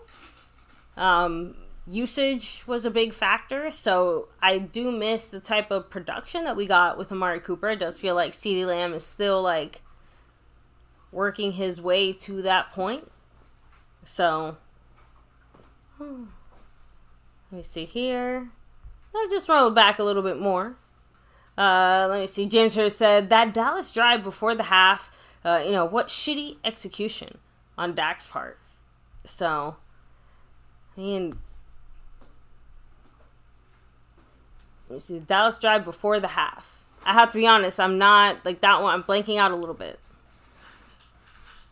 Oh, true. I guess we did end up, it was the weird one where we punted, and it turned into a whole back and forth.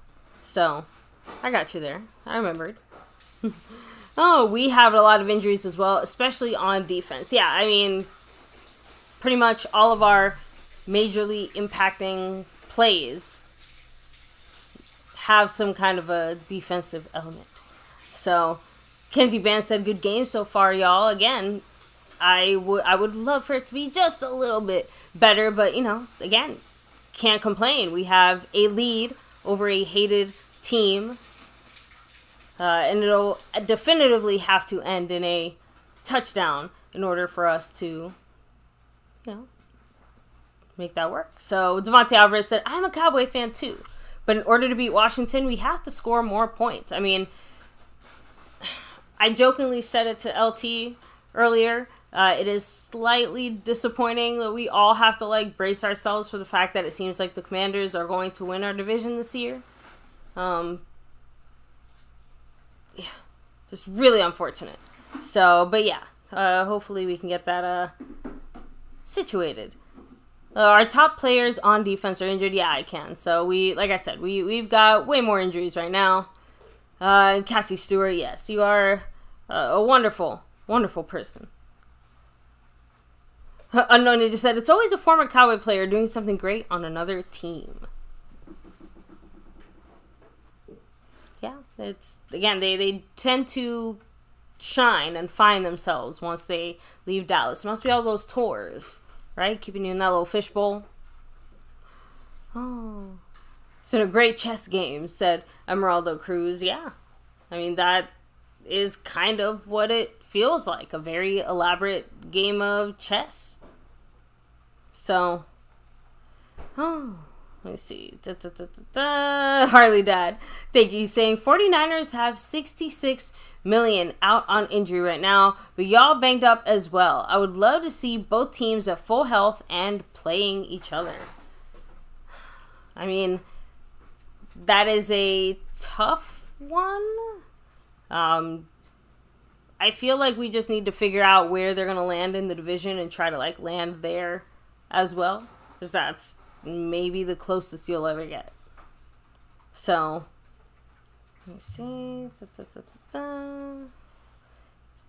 Okay, here we go. So, Kathy Martis, what's up? Much love. And by the way, thank you, Harley Dad. So, great point. By the way, I didn't realize that the Niners had that much money to play around with. So quite the little nest egg. So, did MCW have a fish bowl? So, did I have a fish bowl? So no, I unfortunately murdered the last fish I had. Murderer. But it wasn't. Murderer. It wasn't all my fault. Little G was 5. So. And he cried for rest in days. Peace, Nemo. Oh, so. Do you want to hit up your thing? Maybe it's all yours. Oh, 66 million players injured. There we go. So, yeah, I was going to say, that makes a little more sense. So, let me see. Harley Dad said, 49ers have $66 million out in injury right now. But y'all banged up as well. I'd love to see both teams at full health and play each other. I mean, you guys would kick our ass. Probably, so, yeah, they probably would. I also swear I saw a stat about the Niners that they have more players out on injury that went to, they have the highest number of people that are basically, hurt and banged up that have been out for, a chunk of time or whatever, but that are, all pros and pro bowlers and stuff like that. They're top of their... you guys are breaking records for the sheer number of, the amount of talent that you have that is sick and out and not currently playing for you. But if this is, the scraps of your leftovers, Pretty good.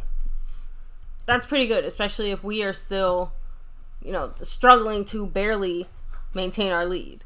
I mean, you get my agree. point. It's. Listen, they went out and did stuff to try to get better, and they did. But they got a lot of injuries. Shout out to Zimmer, because right now the defensive scheme is absolutely. They did. We didn't get. Zimmer's scheme. So I'm gonna go ahead and grab mine. Zimmer's scheme and Kendrick's and they're holding it together. Can you put the AC down on a couple of degrees? Of course. Yeah, it's hot. Feeling the heat. Yeah, feeling the heat. It's the third quarter now. We're going here. Let me hit the chat up here real quick.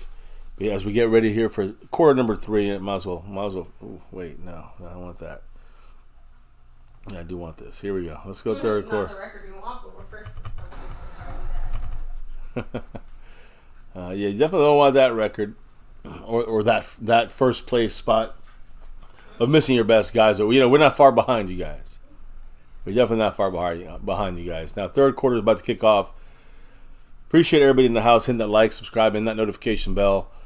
Zeke had his 82nd touchdown, career touchdown with the Cowboys. That's the third most in our Cowboy history. Of course, Ezekiel Elliott, number 1.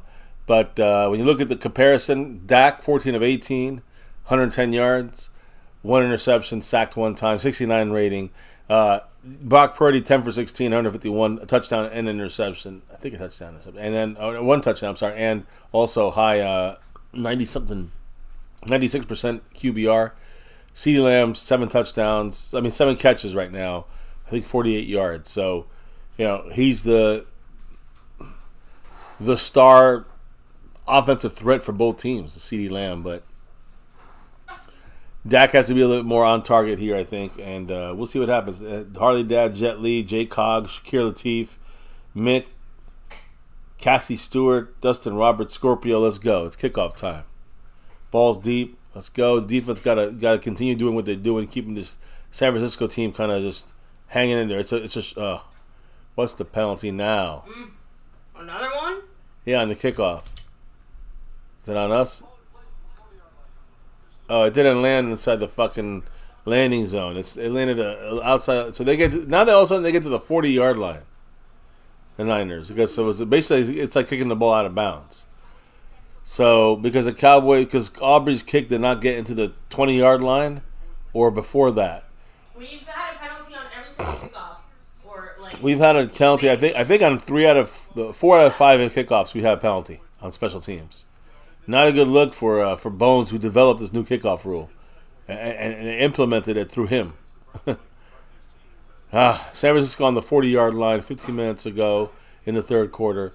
The ball landed on the 22-yard line, so that's why it's a penalty. It goes to the 40. Too bad. Missed it by a couple feet there.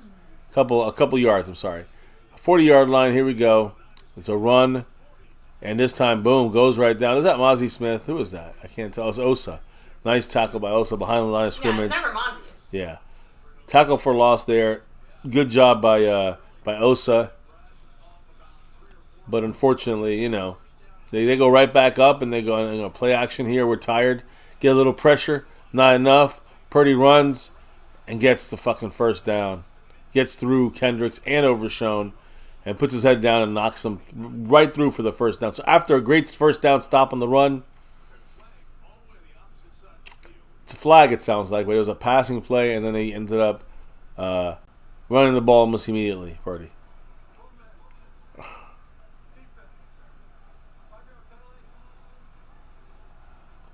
Cowboys had 12 guys on the field. So it'll be declined. I'm assuming it'll be declined.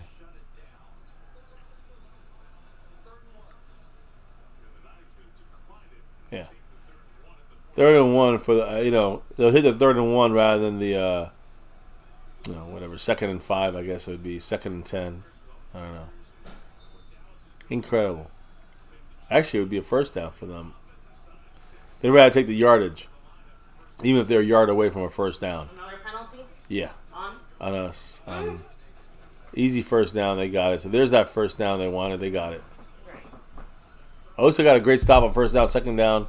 Purdy runs on a scramble for basically 10.5 yards. And it's funny because I just was reading that they have, in the first half, they had like 90 yards of penalties on offense that they basically gave up or, didn't get or lost in some capacity. So, as much as I want to say we're doing such a great job, part of it is that they're also beating themselves in a lot of ways here. So, you have to acknowledge that. Wide open. Donovan Wilson gets burned again. Is that Kittle? Yep. That's almost a touchdown. I mean, it just Donovan Wilson just cannot cover him. And that's the difference between Jaron Kearse covering him and Donovan Wilson covering him. Horrible. Donovan Wilson got to do better. He just can't.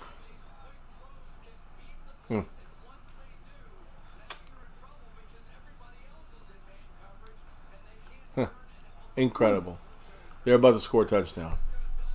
Well, that looked horrible. That's the worst way you can start a second half. First and goal on the 4.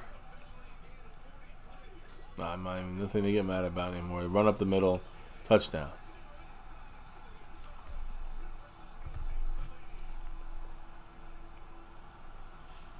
Normally I wouldn't eat on stream, but I was like, I didn't want to leave you.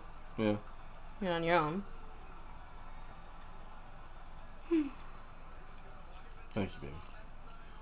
I'm glad I came back for this. Yeah, wonderful stuff. The first hit, the first person that touched him was Malik Hooker in the end zone. In the end zone. I know I haven't been a football fan as long as some. I think you're supposed to stop the guy with the ball if you're on defense. But someone let me know. Maybe I have it mixed up. Maybe we're supposed to let him go and not touch him if we're on defense. What's the chat saying? Way to go. Our kick cost us big time. I mean... I know Ninja said another no-name running back getting touchdowns. Madman said, what the fuck is Hooker doing? Third stringer. LT said, MCF, can you consider a hater appreciation week? Some of us have worked hard to hate on y'all over the years. I think every single one of these Sunday live streams are hater appreciation weeks if you have the right mindset. If you look at this and say, damn, look, I love seeing the Cowboy fans suffer. And this That's what I'm saying. With the right mindset, fantastic. Every week is a hater appreciation week. Fantastic. Gotta love it. Oh, Cassie Stewart also said, why can't our offense do this? Because we're not that good. Because McCarthy didn't call the good offensive plays, and everyone's a disappointment on offense right now. It's just disappointing. You don't even see, like now we got to play from behind. So now all of a sudden McCarthy will never run the fucking ball, and even if we do, we're not even running it with that much efficiency and that much success rate. Very bad. They're a very bad team. Look, we're hanging in there. That's all I'm going to say. We're hanging in there. What else can I say? Jared Pete 1010 said, the Cowboys are trash. I'm not going to make excuses about injuries. They are just not good. Yeah. And that's the players, the coaches. We know about the front office, specifically Jerry and Steven. But all that stuff, we could keep saying it. Right now, it doesn't matter. Yeah. The point is that right now, the players are failing it. The coaches, I think offensively, play calling is horrific. But... Donovan Wilson can't get it done. That's not on Zimmer. That's on Donovan Wilson, I mean, give him help. I guess you could say Zimmer, give him some help. But then other guys will beat us. And it's just going to be, you can't, for Zimmer's scheme to work, Donovan Wilson's got to do his job. And he's unable to do it against Kittle. And Christmas commercials already. I mean, Halloween is basically over in a few days. So Marcus Callaway said Hooker and Wilson need to be on the bench. A Madman said, I just got Dallas Cowboys Chinati for their game.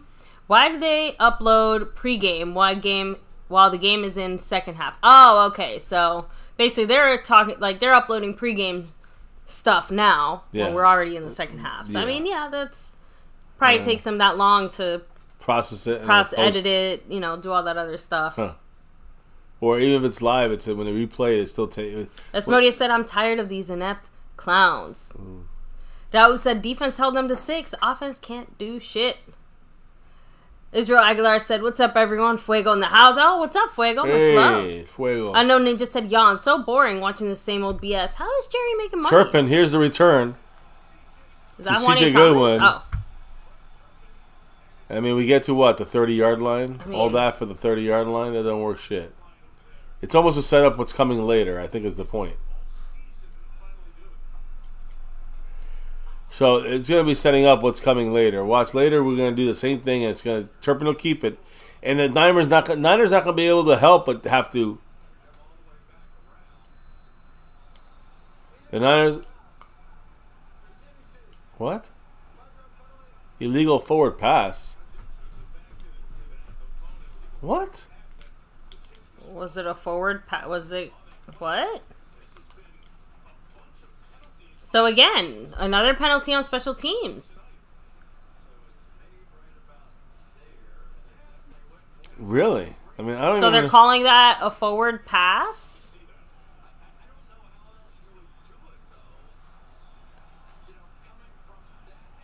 He didn't even pass the ball. He basically just threw it in the air and then ran. The thing is that it has to be it's supposed to be a pitch. It's supposed to be a handoff, and Turpin flicked up in the air. Look where this was at the 30-yard line. And now we're at our own 10. Oh my God, we lost a yard. No gain. This is an inept offense. Now you're gonna see a punt here, 3 and out. Stupid. This is dumb shit. Little dumb shit will cost us. I mean, I'm not happy with Bones' fucking, and unfortunately Bones is going to get fired too. When they all get fired, he's going to go down with the ship. He's going to have to. With this kind of dumb shit that happens, he's supposed to be on top of this, one step ahead. It's his fucking whole scheme and system. I mean, Jesus. CeeDee Lamb almost getting killed there, trying to slip the ball out of his hands. 3rd down and 4. Yeah, exactly, LT. He said, "I never looked at it that way, MCW. No need to hate when we haters have Jerry on our team." He's definitely not on our team. Raul said, "We can't even run a reverse." JP said, "What the fuck was that?" Who was it? Madman said they should have done that on the opening kickoff. The opening kick, because then it was wide open. And then you can use it for any other time throughout the game. But, nah, Cowboys don't know that shit. They don't know how to do it. 3rd and 4. Cowboys rolling left. I like the rollout. I always like that. I don't know if it's the right side. I don't like that. You look, he landed, his shoulders landed on outside of bounds, but I think it's calling an interception. It doesn't matter. I like the rollout. I just don't like rolling out to his weak side. Why are you rolling out to his left or out to his right? Whatever. It doesn't matter. Dak trashed out. Oh no, and thank you, Ninja, again. Trust me, we appreciate you guys here. We would, that's definitely an interception. All right. Oh boy.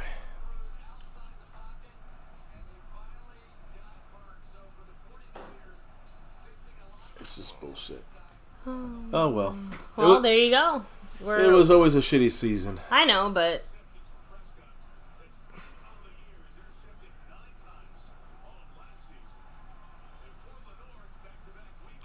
I like how it calls it forced turnovers, like as opposed to, those voluntary turnovers where you basically just stop and give the ball to the other team and say, "Here you go."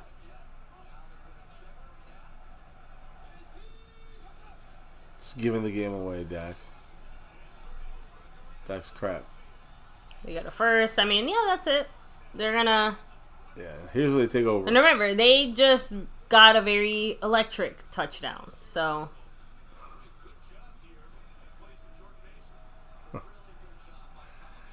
This is funny, man. This is fucking funny. Forcing the ball never works. Even Lil Dallas Cowboy. I mean, I think it's bullshit. Gotta agree. He said once again, Dak over under with 2.5 interceptions. You gotta take the over.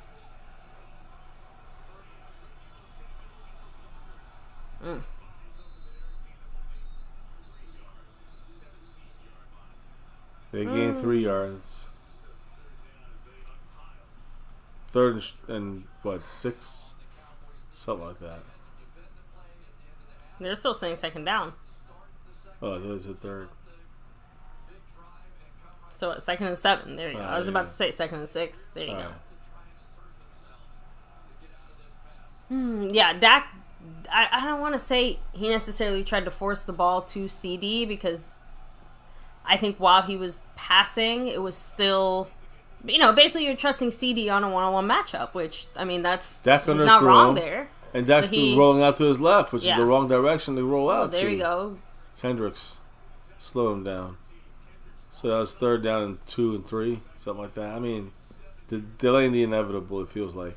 But, it just, I don't understand. Number one, not very complimentary football of Number one, I don't understand the play call to roll Dak to the left. That's the worst thing you could probably do. I like rolling him to the right, not left. And then Dak had to throw an awkward throw to the corner, like a weird angle, and then the defensive player undercut it. I think Echo did something, turned it off. I don't know why. Why? I don't know. I didn't do anything. I don't know why. Echo turned it off. Echo, cancel. Damn. Echo just stopped our game. Okay, then. Recent? I guess maybe will it let me do it this way? No. All right. Thanks, TV. We gotta love our thing. I'm not gonna say the word. Our Alexa. Oh, okay, good. It's already on the channel.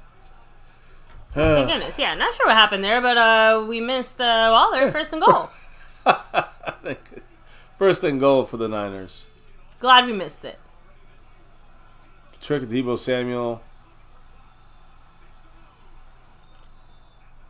It's a 2nd and goal on the 3-yard line. It's a matter. Should I put the touchdown? Should I make it 20-10? You might as well get yourself ready. That's too bad. This team just they just don't got it this year. It's not gonna be gotten. And look how quickly they did that too. Yeah, and they flipped it around real quick. John Luna flipping it around real quick. Much love to you, sir. The $20 holler as they run their fullback use check. They get no yards there. They got stopped. Thank goodness. Much love to Mr. John Luna dropping a $20 holla. Thank you. He said, come on, MCF, don't throw in the towel just yet. I have a feeling they may pull it out. The 49ers just don't seem themselves. I know. No, we definitely have a shot, but... the problem is that we are still ourselves. I wanted to stay close. That's all I wanted is them to stay close. I guess they're staying... joke there? I missed it. What did you say? He said, the Niners just don't seem like themselves. And I said, unfortunately, the Cowboys do look like themselves. Yeah. We do, unfortunately. A big time unfortunate. Here it is. A shotgun. Blitzing. Quick throw. Wide open. Touchdown. There it is. Oh. Flags. Illegal pick. So that's gonna hurt them there. Yeah, Kittle looks not happy about that call. We'll take it. We'll take that call. By the way, I also have to shout out Major with a major drop with a $20 holler and a little sticker. Oh, no foul? Oh. Jeez. Fine. They changed it up. Well, then okay, well, Major, sorry. I thought we were celebrating. Well, there you go. 19. Not your fault. Oh, thank you so much, Major. Appreciate you. Much love. Always go Cowboys. Yeah, why didn't it come up on our side yet? That's weird. I think it might have been boxed out by John Luna. I'm looking at it here. I don't see it. I see John Luna. So Majors didn't hit yet. It should hit soon. And when it hits, it should take A. Lavelle down to 27 points. Big shout out to Major. All right, so we'll let me get the board updated here as they kick the extra point. Right now it's 19-10, about to be 20-10 here, with 7:14 basically halfway through the third quarter. There it is. They got it. So there you go. It is officially 20-10.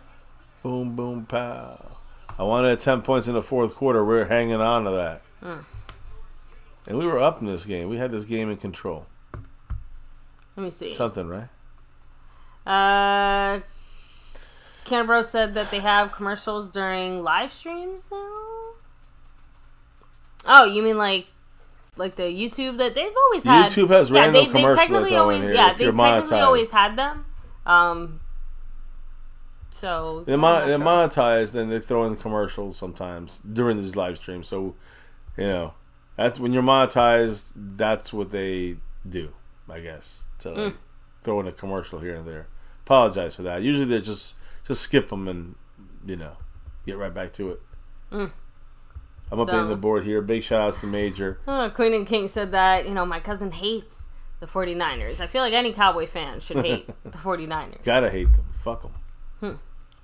So, yeah, we never have anything in control, Ninja, and I don't know why I continue to expect differently. I guess we always lose it, and again, Cowboys playing decent. They ain't playing horrible, but still can't put it away when it matters. We cannot take it to the next step. Still having these issues, and these issues are just look. You can sit here and say let's make the playoffs, and somehow if we get lucky, we will. We gotta get lucky. And I don't know if we'll make the playoff. I really don't think we will at this rate. But I'll say this: if we do, it's just going to be a quick one and done this situation because this team don't have the ability to go on a kind of Super Bowl type run. That's just the way I see it. So maybe Jerry Jones knows it and just said, you know what? We'll just take the L and just make it look like we're really trying this year. Just call it an all-in year. And really, it's an all-out year. I don't know. Maybe I'm just negative. Hit the chat. I'm sorry, that cracks me up instead of an all-in year and all-out year.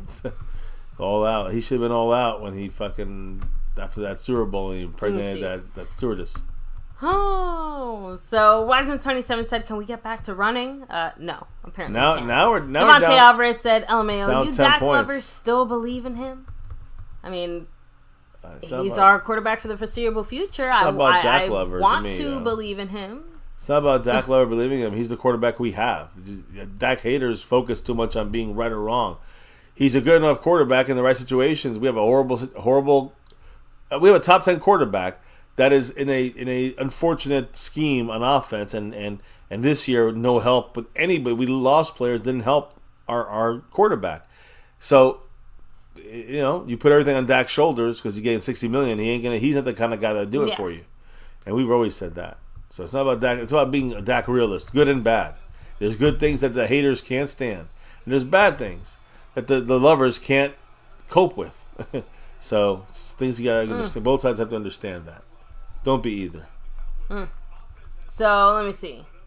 Off the perk. 123 said even in a good situation, Dak has some bad. I mean that I feel like is anyone for the most part, but I do get your point. What you're trying to say is that even when Dak does look good and does have these moments and does have these things, like he's still having bad moments. He's still in bad situations and all those other things as well. So now they have everything going their way. The momentum, 2 scores in 7 and 8 minutes. Run on first down.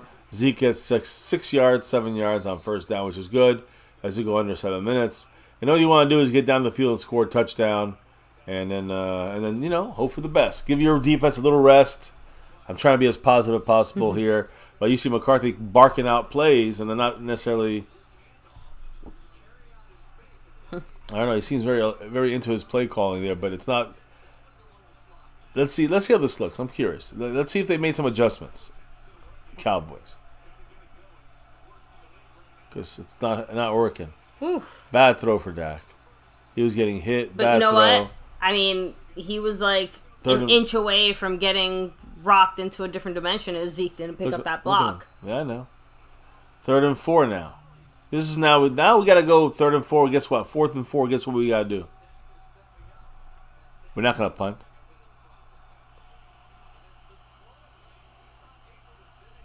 This is what happens when you can't, close it up when you're supposed to, but let's see. This is all McCarthy. Big 3rd down here for Dak, us. the offensive line. Open. This is when Dak can be good. No one open. Nothing. And you see, and this is what I mean by we have cut off Dak's legs in a way, because would have been, I think, an excellent moment for him to have run it in himself. Maybe not initially, but here when it collapsed and there was nobody there. Nah, he has nowhere to go. We're punting again. Well, it's a slow death, guys. That's what it comes down to. Our defense got to run back out there now. And, I mean, it's just not going to happen. It was 10-6. Remember that. They scored 14 straight points.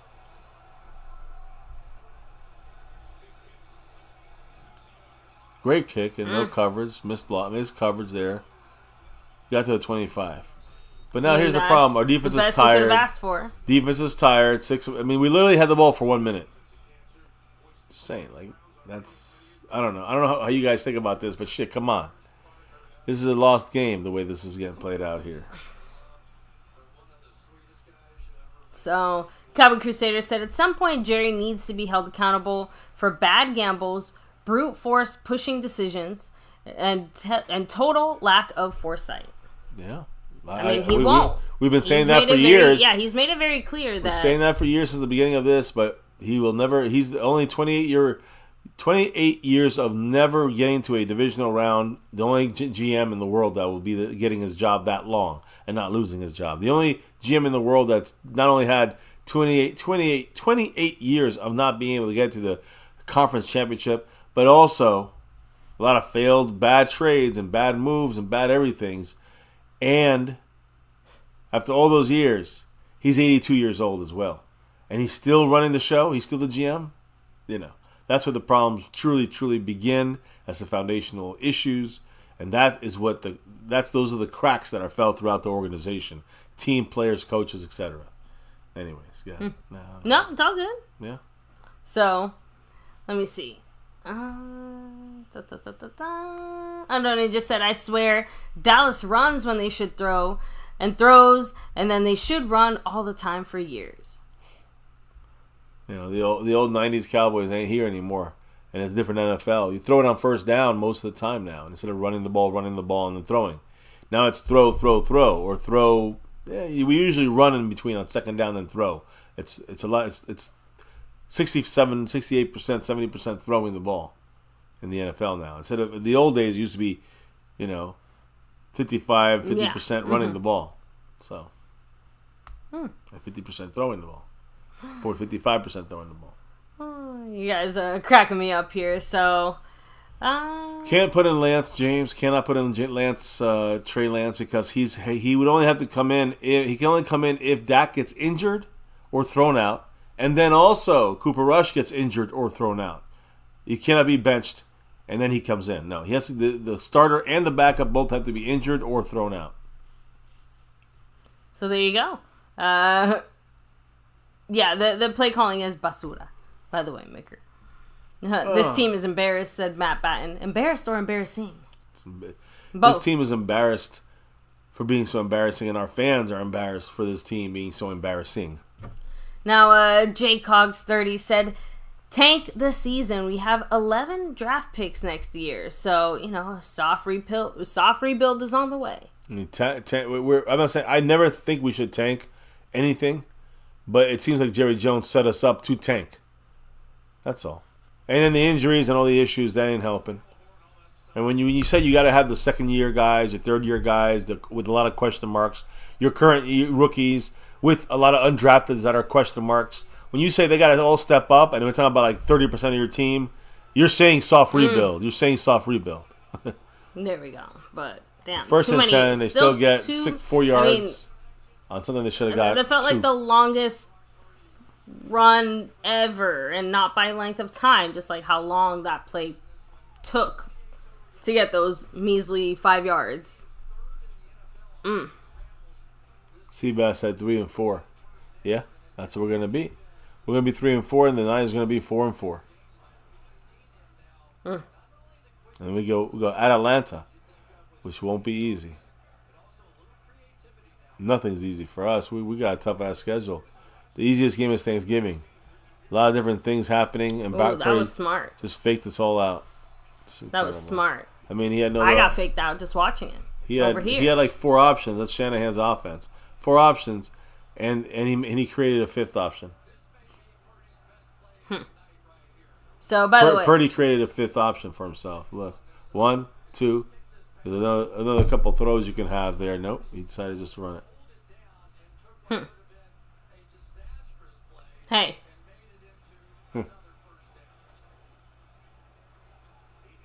Clearly, it was the right call.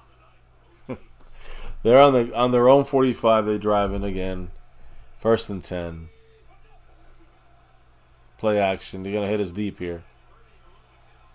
Boom, with the catch, Kittle, easy money. Kendricks can't get coverage there.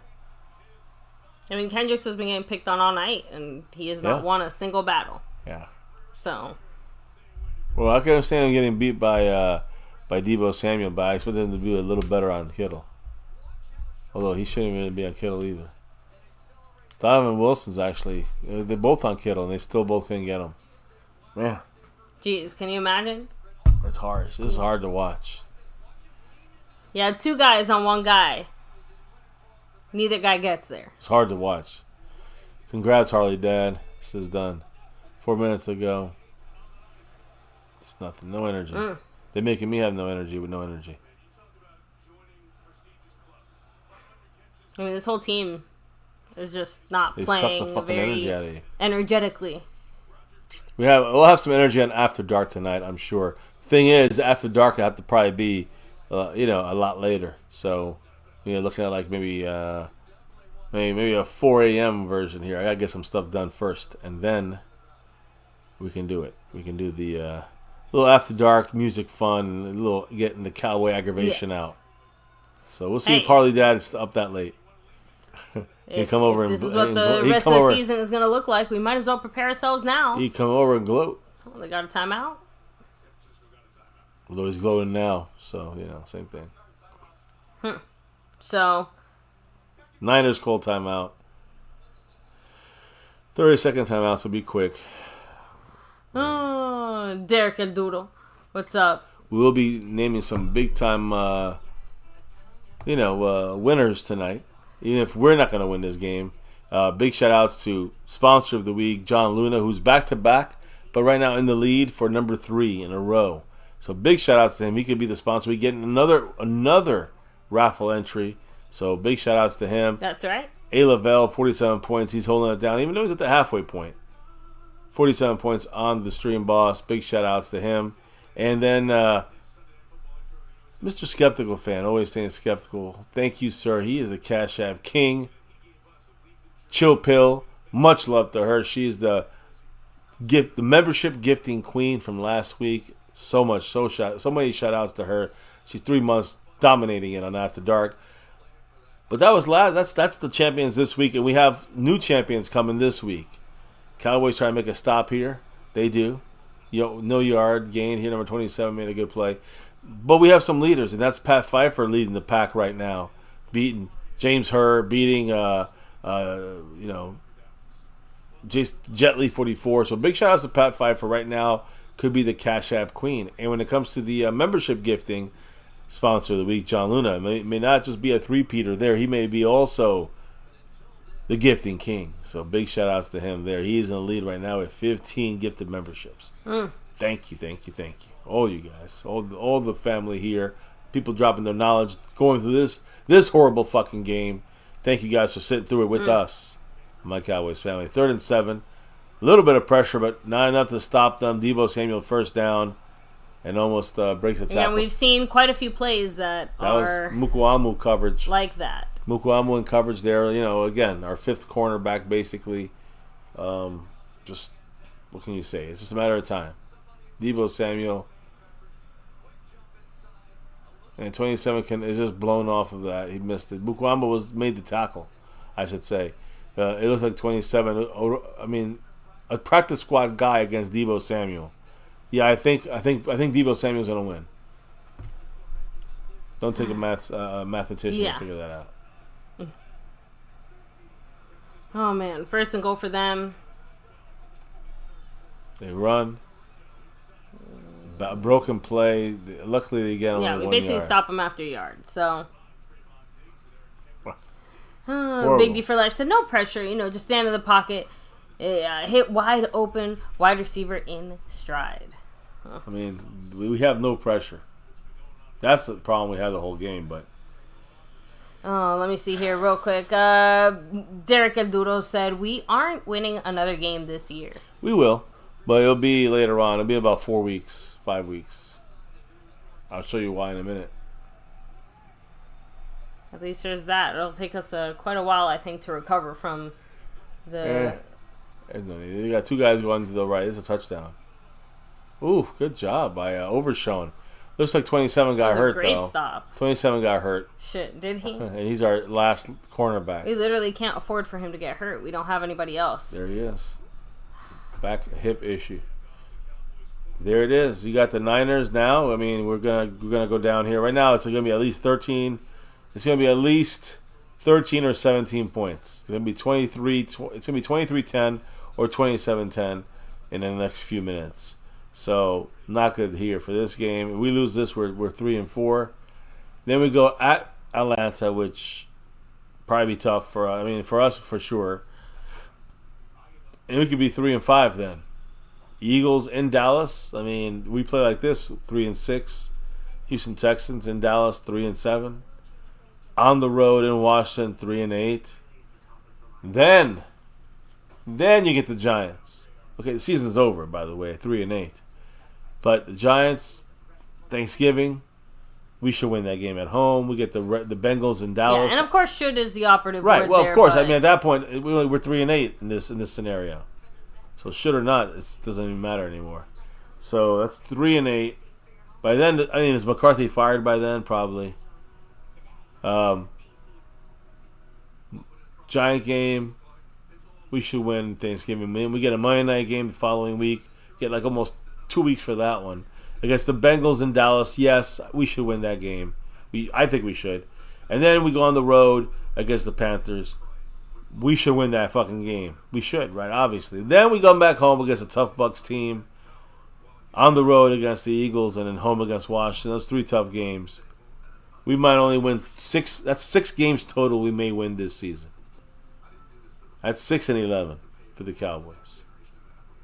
I mean, obviously not exactly the record that we were hoping for, but if you recall before the season started, I think you and I both said that our record prediction in general was 10 wins. So I mean, we already expected this to be a maybe tougher season. Well, but yeah, 6 wins is not that goes beyond tough. Like that goes into again. Yeah, we could pull out. We could pull out a win against the Falcons and maybe win one against the Eagles.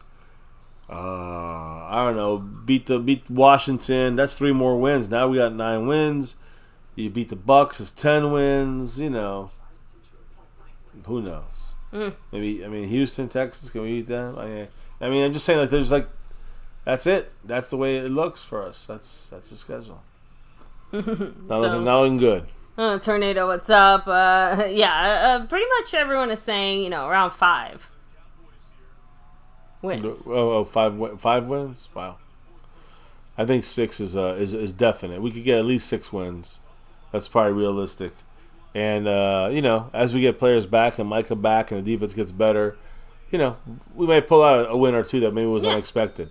So now you're looking at maybe 8 wins, 9 wins. Can you make the playoffs with that? Maybe. But then you get bounced in one game and you're done. Touchdown Purdy. I mean, they're calling it a touchdown. I'm kind of assumed it was going to be, but there you go. So, fucking great. Derek L.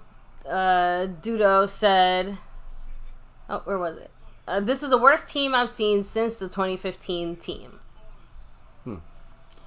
Well, that's when we lost Romo and they have no backup. Yeah. So. And I'm gonna put that mainly up on the front office here.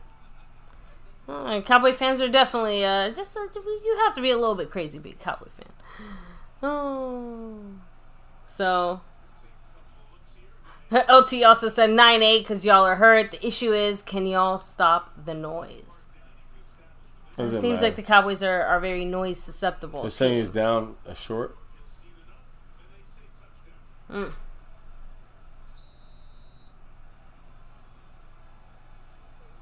He's short. I mean, I guess I called it a touchdown. Who cares?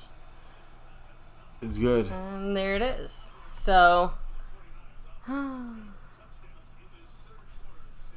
wonderful. 36 seconds left in the third quarter, guys.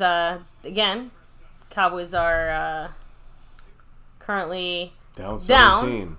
We were up by 4 at halftime. We were. Third quarter. And in the beginning of the third quarter, up How by 4. How quickly did that change? End of the third quarter, down by 17. Basically, 3 touchdowns they got. Basically, in two drives, the Niners turned it all around. Basically, stay positive, Dak, said Madman. Yeah, nothing you can do. Derek Aldudo said that's coaching. It's something. Coaching. I don't know. I don't know if it's coaching. What can you do? Oh, man. But yeah, Madman, take it easy. Have a great night. Matt Batten said, I hate the Jones family so much. You know how much we hate them. Oh, so why is our O-line so bad? Youth is a big factor. I'm going to guess that scheme. Is it Soliari, right? Yeah, scheme is an issue. That's out of bounds. That should be a 40-yard line there for us. But now the Cowboys will get 14 points in the fourth quarter, and we'll lose by 3 or something, and it'll be like, oh, it was close. So, let me see. A few people also said it didn't really look like a touchdown to me, but hey, it didn't either. They checked it though. They said it was enough. Cowboys hit the ball on the 40-yard line. Yeah, let's see if they can get anything going with it. Again, it'll be a play or two, and then we got the fourth quarter. So, LT said, "Y'all silence is speaking volumes." Yeah. I mean, nothing to say. There's nothing more we can say. We've said everything in the 8 years we've been on live. Especially if you've been Seen here us, for our non-game day live streams. I mean, you know how we think. It's they took every negative thing that we possibly talked about and said, "What if we do it all in one game?" Yeah, Dalvin Cook gets a run here for a couple yards. Definitely looks more explosive than most of our running backs. Him and Rico Dowdle would look great together, but. I like the way Dalvin Cook's looking, and there's Oraway going into the blue tent. Yeah. Cowboys are they going to try to get a playoff here in time? Yep. Cowboys going to try to get one more playoff here in the third quarter. Yeah. Or I guess not. I don't know. It's 10 seconds. Well, let's see. It looks like we are. A lot of confusion, though, it looks like to me. Cowboys are going to snap the ball. Okay, yeah. And a third. So dumb. Like you said. They're dumb. Just trying to... Why would they even bother? What's the use? It's just so stupid. I know it worked at least once. But basically, since then, it's never worked again. This makes no sense. Let me see. Patrick Henderson said, please tell me no one is defending Dak.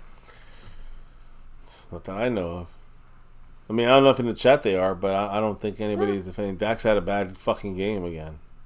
You can't afford to have those bad games. Just plain and simple. But that's not the reason why we're losing 27-10. Is not just because of Dak, but Dak is definitely a reason for that. But he's not the only reason. He's a reason, not the. Yeah, trust me. Reason. I mean, we 3 straight touchdowns. Defense went from.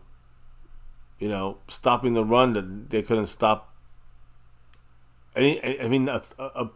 Brock Purdy ran all over them. We couldn't stop anybody. We were stopping the run the first half. They figured something out. They adjusted. Zimmer wasn't able to do that, and we already have very little anyway. So that's it. McCarthy, just the offense looks horrific. But Dak looks horrific. The running game is non-existent again. Offensive line is horrific.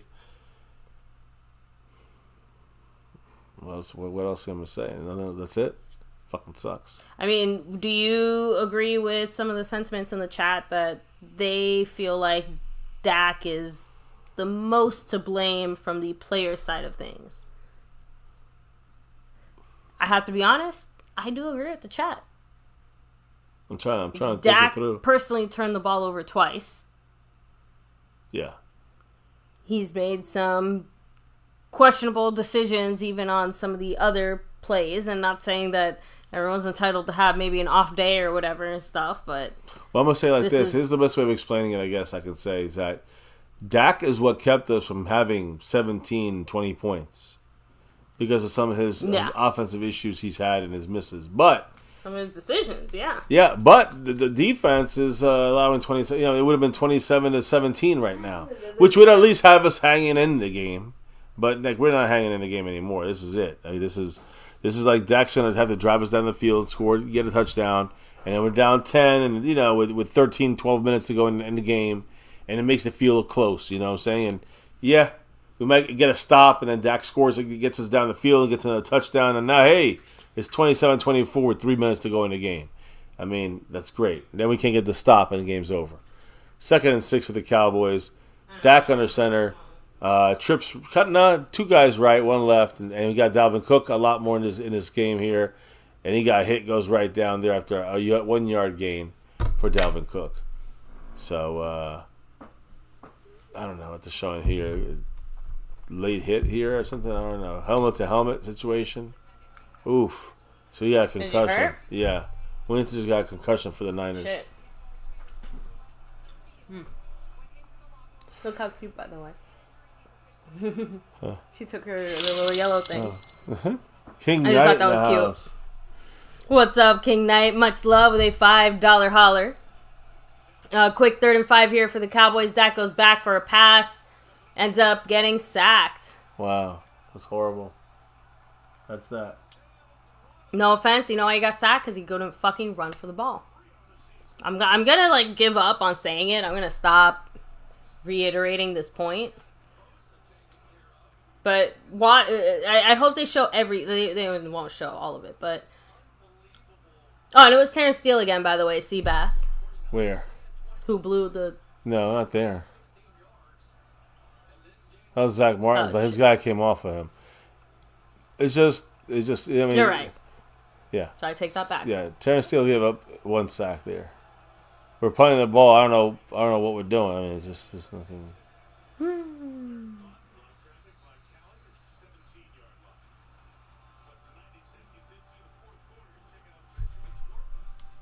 This is. I mean, do you think does it feel worse because there was a bit of hope? Not Is hope. that, not hope. You know what I mean? Like we were. Maybe hope's not the right word, but because we. Not hope. I think we had a chance. Not hope. I think the thing is that it's not even a chance. It's just that stay in the game. Just stay in the fucking game. And within like a minute, it's like flipped upside down. And then by the end, 10-6 in the beginning of the 3rd quarter was 10-6, and now it's 27-10. Like they scored 21 straight fucking points. Yeah. So and I do see Made in 97 saying do away with the guaranteed salary, turn things into more performance-based bonuses and things like that. Like that.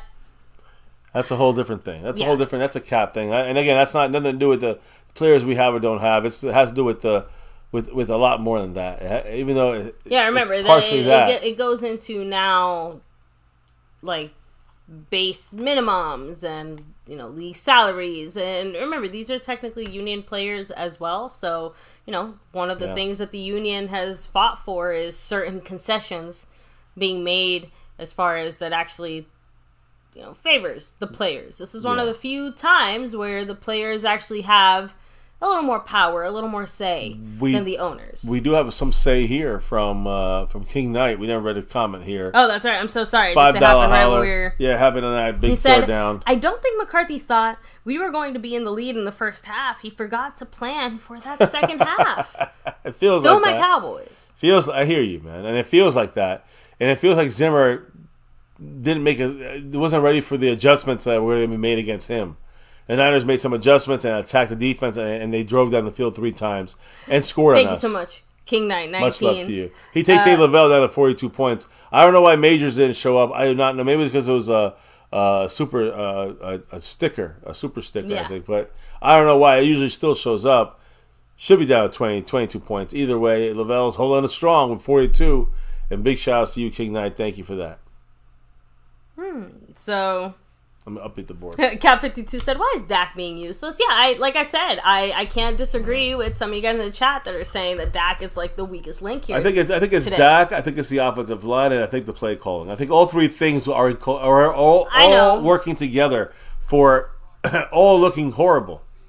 Horrible. I mean, it's horrible. Dak's looking horrible on his own.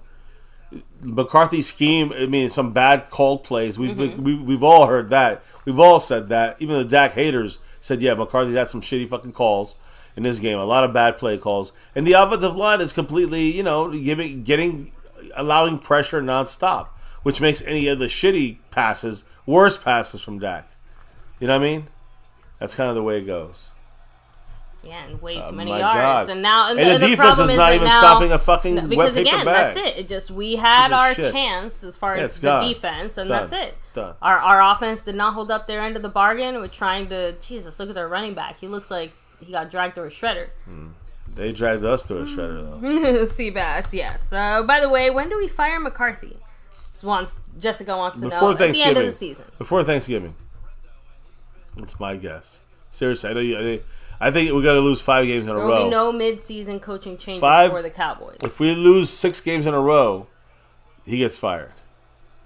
Like I said, I don't see 6 games in a row. I can't see him being fired. If we're 3-8, Thanksgiving and 6 games in a row, no.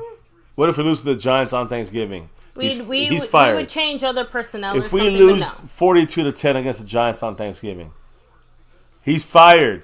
I don't know. You're fired, like Trump says. They'd fire Trumpo. Schottenheimer before they fire McCarthy. They fire everybody. They should. But I know you're saying they won't because they're the Cowboys, but they should. You got at a certain point. You got to show. Listen, we got to do something here. We just can continue this disaster. 31 play action for the Niners. Knock the ball. Oh my God! An easy interception there. Could have changed the thing here. That was Chauncey Golston in the right place, right time. Another one. You see what he just said? A chance for the Cowboys to change everything. To wake up. Remember, we don't get lucky like that. Yeah, we had a chance to make a pick on the 20-yard line and maybe take it for a touchdown. Would have been a touchdown. I'm sorry, I went right through his hands. That's a touchdown. What's up, top dog? Dwayne Broussard in the house. Much love to you. This team feels like it's quitting. Although we had a chance there. Chauncey Golston, one of the best. Up? I'd say Chauncey Golston playing one of the best defensive players in the game tonight. Cowboys try to block that. 30-yard line. Catching it out on 30. Yeah, it's like a kickoff. Big shout out to Dwayne. And for the most part, Jerry does tend to prefer / allow that, right? Like, if McCarthy's contract is expiring at the end of this season anyway, let him do all those head coaching, administrative jobs and things that need doing, let all that end of season, close out and the paperwork and the this and the that. Like, why would you get rid of him before that, before he can do all that stuff? So, I mean, one thing I will say, for better or for worse, it would involve more.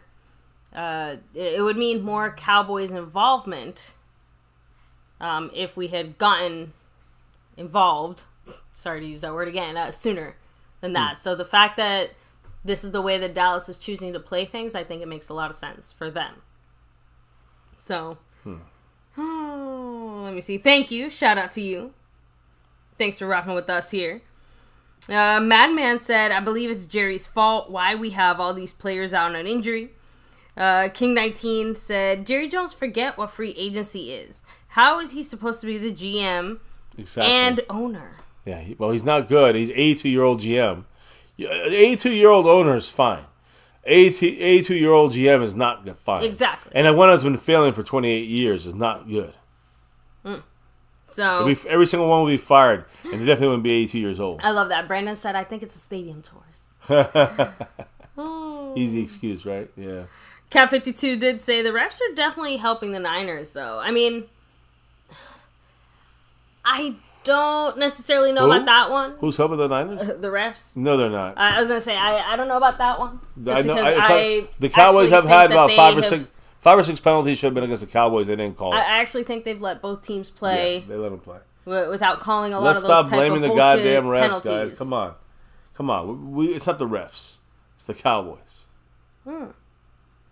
Deion coaching the Cowboys would be for the spectacle of it.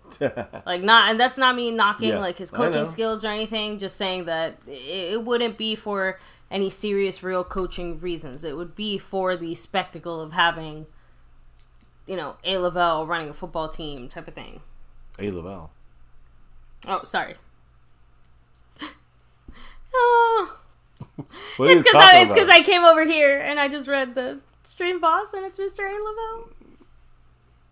So who are you trying to say then? I'm trying to figure it out. So I got so discombobulated by that. I lost my point. Let's put the volume on. This is the last chance for the Cowboys anyways. I knocked my point into another. Oh God, did we move? We did. Yeah. False start. Terrence Steele.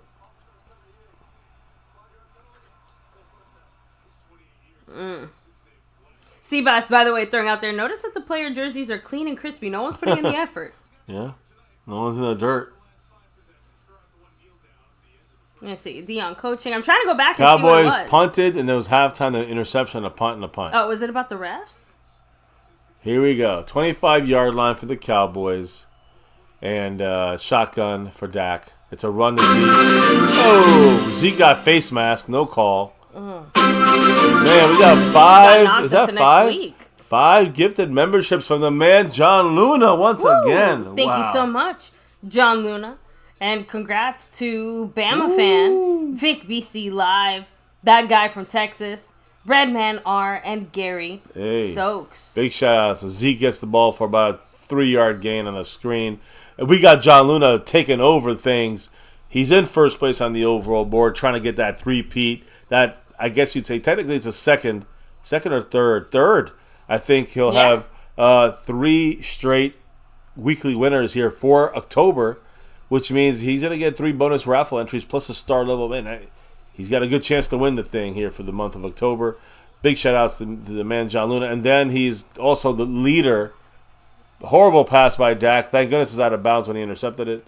I mean, horrible pass by Dak. How many passes are you going to throw to the other team? And a flag, probably a hold by us. We'll see what happens. John Luna, though, 20 gifted memberships in the lead, trying to take over the crown. It's held right now by Chill Pill, the gifting They're queen. They're actually calling it a pass interference by Ward. So it's a first down for the Cowboys there, down the field, which would be probably about, I guess, in this area here. I guess they counted that first little push. Yeah, it was right. The second pushing? one. The second one. It wasn't that. It was the second thing. He was right here.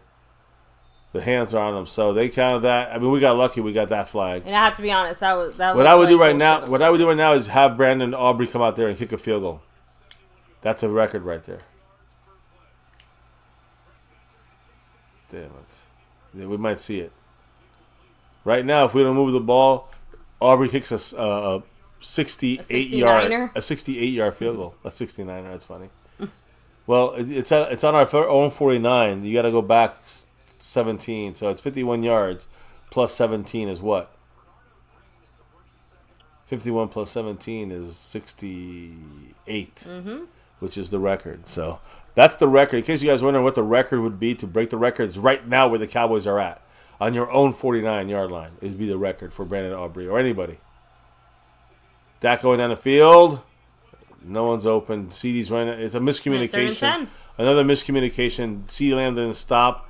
Dak threw the ball to CeeDee Lamb. CeeDee Lamb was kept running down the field. Looks really, really sloppy. You know, the thing is that if we have an incompletion here, kicking a field goal, it will at least give us a 2-score game. What if the Cowboys go for it instead on 4th down? I mean, I'd rather see Brandon Aubrey kick a 68-yard field goal. 3rd and 10. Here we go. Cowboys probably drop it down for something easy. There we did. There, no more record breaking. Yeah. Now you go for it though. On a 4th and 5. Oh, yeah. I mean, we're going for it. Just you have no choice. I'm saying the other way. It's like, okay, you go if it's 4th and 10, you kick the 68-yarder and break the record. But now 4th and 4, you go for it. But with the Cowboys are dumping it down, the only one thing I'll say for that play, got 6 yards, but Dak didn't have pressure. He had good blocking. Boom. Turpin with the catch. Nice job there by Turpin going up for it. There we go. Turpin's like our second best receiver here. Moving the chains. Not second best, because Tolbert's pretty good, but he's kind of standout-ish.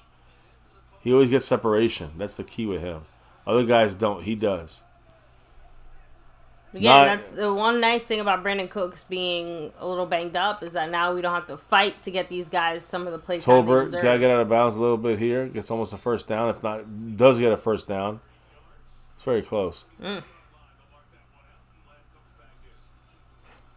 Oh, Queen and King. Hopefully your cousins can not talk trash about the Cowboys.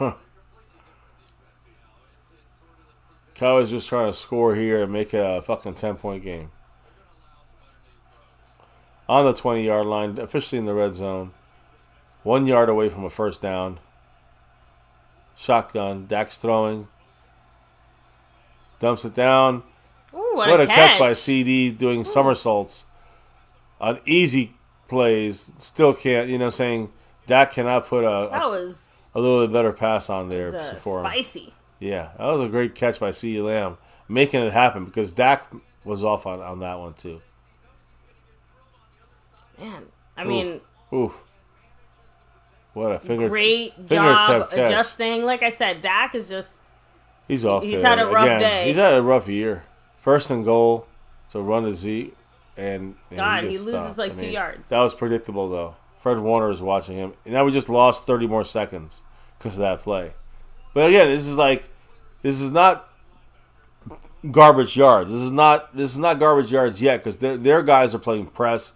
They're not playing prevent defense. So, this is not garbage yards by the run or the pass. Dak Prescott. But still, this is when Dak does best because it's high tempo, Dak fast tends paced. to do better in these, like you said, high tempo, high pressure situations. Yeah, just fast paced. The rest of the team needs to match that energy.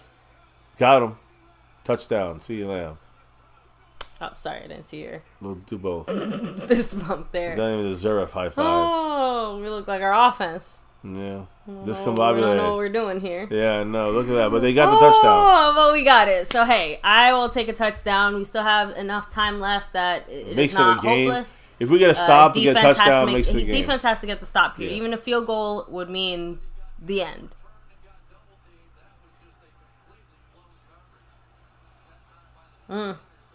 Fuck, this play calling is trash, said Cal 52. I agree. Like 1,000,000,010% agree. That was a weird kick. That was very weird. Aubrey almost looks like he shanked that badly. Got tipped. Yeah, but 17-27. There you go. In the fourth quarter. Like they said, still a game. Hey. But, the defense has to come to play. The defense has to get a stop, or else the game's over. Game's not... Yeah, so basically several people are just saying, game's not over yet. It's a bird. It's a plane. No, it's Stat Pad Scott. Oh, little Dallas. There's not garbage yards yet. If San Francisco was playing pre-event, it's different. They're not playing pre-event. And now it's definitely not garbage yards. But I know what you're saying, though. It seems... I got to stress this. I don't think it's the fact that we're down by 17 and Dak's doing well. I think it's the fact that when you let Dak kind of run the show and get a little fast tempo, up-tempo, fast-paced offense, Dak does better in general. He's just a better quarterback. That's all. And you see it over and over again. When you see the up-tempo stuff, even if we're winning, even if it's a close game, up-tempo, Dak does great.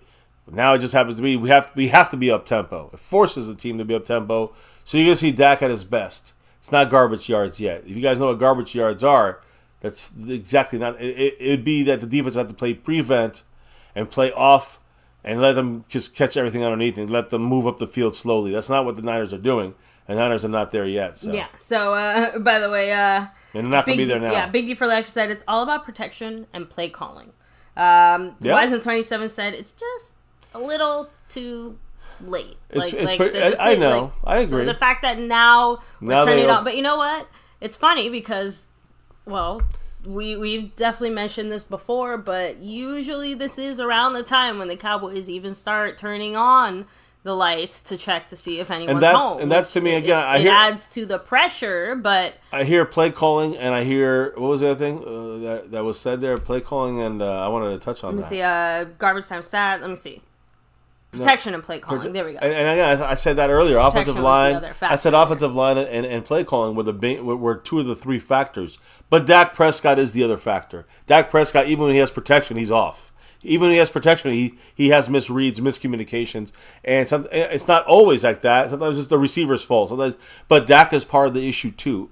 You can't have that from your quarterback, from your franchise, quote unquote, top quarterback. So it's all these things. It's the McCarthy and Schottenheimer play calling. It's the Dak Prescott situation.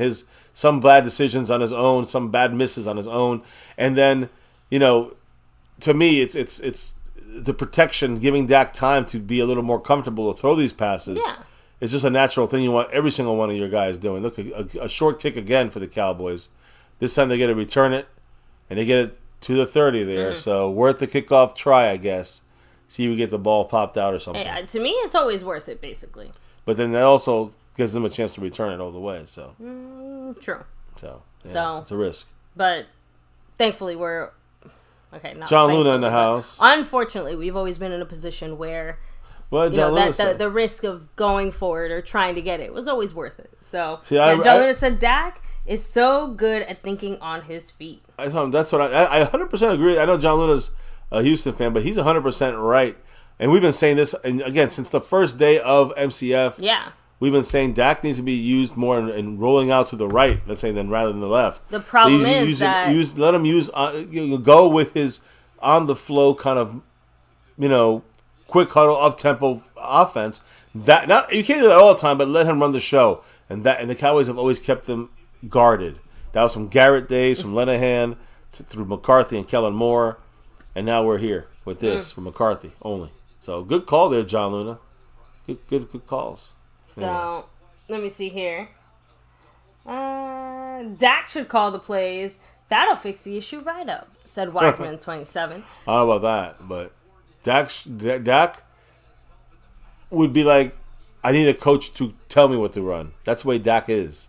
It's a quick run to 14 there. And he's gone. Another touchdown. I don't think he's gone. No, but it's ugly. I just want this day. I want this massacre to end. 39-yard run. Under 7 minutes. And the guy who got the rookie. It'll be over soon. The rookie that got stabbed or shot. Purcell. I mean, nobody covered the outside there.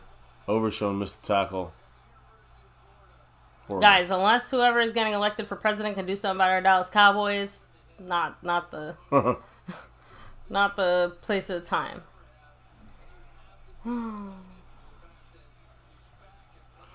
There's always next year, yeah. I'll be 29 years. Cowboys probably either illegal formation, illegal shift, or Cowboys are in a neutral zone. Cowboys offsides. It's so frustrating. Again, not even the fact that we're losing or we're going to lose or all of that. It's just we know how much better this team can be. The drop of definitely the NFL regular season. Much love to King Knight. Holy crap, King Knight. With $100 holler. Holy shit. What the hell? Holy. I was like, am I reading that right? Illegal formation, by the way, for San Francisco as all this is happening here. He takes over. Thank you so much, King Knight. Stream boss. Fully loaded 100 points. King Knight. I got to do some numbers here, but you're up on the leaderboard here to a point where you might be challenging John Luna. I have to check it. I don't think you passed him, but I think you're second on the board. Big shout outs to King Knight.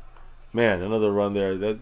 What did the man say? I'm sorry, I wasn't listening. I was. He said, hopefully this will help with the Cowboys' struggle. Thank you, sir. Huge shout out to you, King Knight. Again, we deserve much better than this type of Cowboys struggle. The performance on the field. Appreciate you, brother. Truly, thank you. And I mean, it helps a lot more than it helps. But it's sad to see our team like this. Let's all know. Oh yeah, I mean, we should be the ones kicking ass like this. Yeah, that's a second place spot right there for Mr. Oof, man, we can't. And like we said, how is it that other teams they always find the money to sign the guys that they want. They always have the money to, buy the things that they want. So it's like, hey. The Niners went out and got guys, so did the Eagles.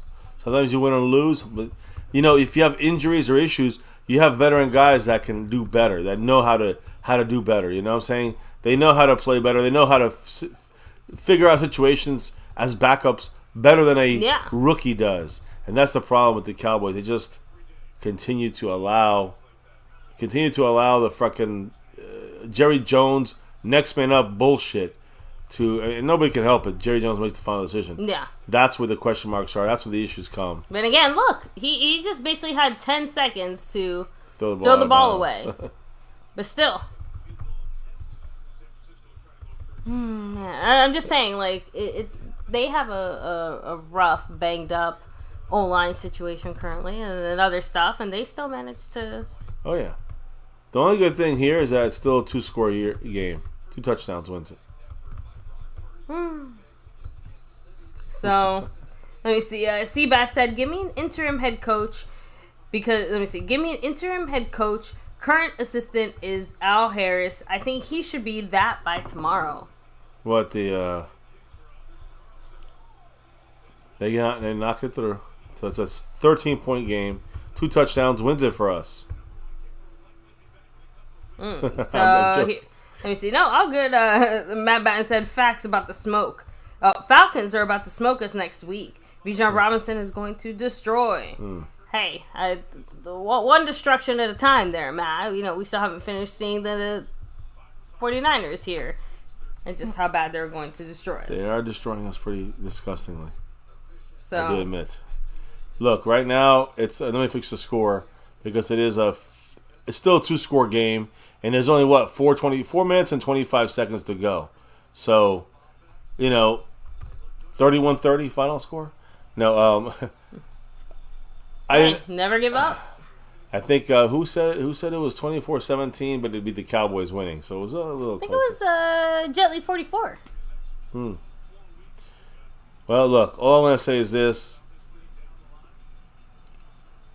We have 3 timeouts, 2-minute warning. I'm just going to look at it as the game is... We wanted a close game. We wanted to stay in the game. Well, Cowboys had to score on this drive, and we're in the game. There's no onside kick needed. We got 3 timeouts and a 2-minute warning. We can score in 2 minutes and 25 seconds. Or if we can score a touchdown in 2 minutes and 25 seconds, the defense has to do it. We could kick an onside kick, but in the end, that keeps us in the game, and you hope you get a stop. If you get a stop, you got one last drive for the win. And I've seen some comebacks against the Niners in overtime back then with Romo and what was it? I forgot his name. Jesse Holley. That was crazy. I don't think it's going to happen like that. That's a lateral. Zeke needs to get out of bounds. They have not worked at all. This is horrible. It's not a single time. We lost a fucking yard, and the times keep going. It's a bad play call, and that is McCarthy tinkering with bullshit there. I don't know what that is. It's horrible. In the end, I'm saying all these things that we need to happen. Probably a pick and it'll be over. CeeDee Lamb needs to get out of bounds. He does. Great catch. 25 yards right there. Looks like he's hurt. His leg, something happened. Is he cramping? I don't know. It was just a little... Yeah, I think it's just 11 catches for CeeDee Lamb. The only good play on our team. He's definitely the MVP on offense. I think it's just a bit of a cramping situation. You know what I mean? Mm-hmm. I know. Yeah, like a soreness too. Shotgun, 356 and going and ticking. Dak steps into the throw, gets it to CeeDee Lamb, 12 catches and a lot more yards. 20-yard line for the Cowboys. Hey. You do not call timeout if you're the Cowboys. You hurry the fuck up and you keep going. You have a minute 42 to score. CeeDee Lamb looking for a flag there or something? A minute 42. He got 125 yards and 12 catches on a touchdown. CeeDee Lamb. So now we're waking up. There's Zeke with a little chip block, but it was more a good pass by Dak and a great change-out route there by CeeDee Lamb after the catch to know that corner was going to be emptier. Great job there. The Cowboys, they call timeout because a lot of times running off the clock here. No, it's an injury timeout. And the Niners have an injured player, which, again, sucks for them. But it actually helps the Cowboys with a free timeout. Just to let you know. Yeah, now we don't have to use one of our precious or time doesn't keep running. The one thing you want is time. So you see what the injury is? Mm-hmm. It's Zeke with the chip block. He busted his ribs. Yeah. Took the wind out of him. All right. I mean, again, this would be a miracle win, of course, if it happens. But King Knight, I look up here and I see the stream boss. I know. The takeover is real. King Knight in the house. Fully loaded, too. Yeah, 100 points. And second place on the overall board. You see him up there. Much love to you. Thank you. And we go to the end zone. Touchdown, Cowboys! I mean, what did I fucking say? What did I fucking say? There you go. Let that cook. So now we're at 23-30. With a 1 point here, it was McCarthy thinking about too, you schmuck. You kick the extra point and you're down 6. And there's still a lot of time. They got to get at least 2 or 3 first downs. Plus we got timeouts. Plus we got 2-minute warning. We needed to score before 2 minutes. We needed to score before 2:10. We scored with 3:30 to go in the game. Let's go. They ran into each other. It was the route that fucked them up in man coverage. The guy covering Ferguson hit the guy covering CeeDee Lamb. Easy touchdown. 2 touchdowns for CeeDee Lamb. 13 catches. Brandon Aubrey hits that field goal. The extra point. 24 points for him. He makes it 24-30. You just keep it going. That's it. I figured that the Cowboys, when you let Dak kind of be Dak, have a better chance to show you what he can do. And he has a little more time, and he has a little better play calling, which, again, to me, that's just more luck than anything there. I have to be honest, I've been they ran into each other. Dying to use the bathroom. But I have not been able to move because every time I'm like, okay, I think maybe we have a nope. Do you want to go now? Because I actually am going to go now. Because it should not be an onside kick. Should not be. I was going to read a few comments here in the chat. I don't know if you want to go ahead and I'll hit them up here just kind of hit them up here. But 3 minutes, 32 seconds left in the fourth quarter, guys. And as you can see, like Mr. MCF just said, we're only 6 points down. Jessica said, y'all think we could come back? I just didn't say we could come back. By the way, CeeDee Lamb, 16 targets, 13 catches, 146 yards, two touchdowns, his first 100-yard game this year. But I do want to say to Jessica that I didn't say we could come back. I'm just saying that I know that the Cowboys, this is their MO. They always come back at the end of the game when they have a little more freedom on, Dak taking over as a quarterback. They take a knee, and they take it on the 30-yard line. Sam Bell in the house. What's up, Sam? Much love to you, man. Sorry about your game. Shakir Latif.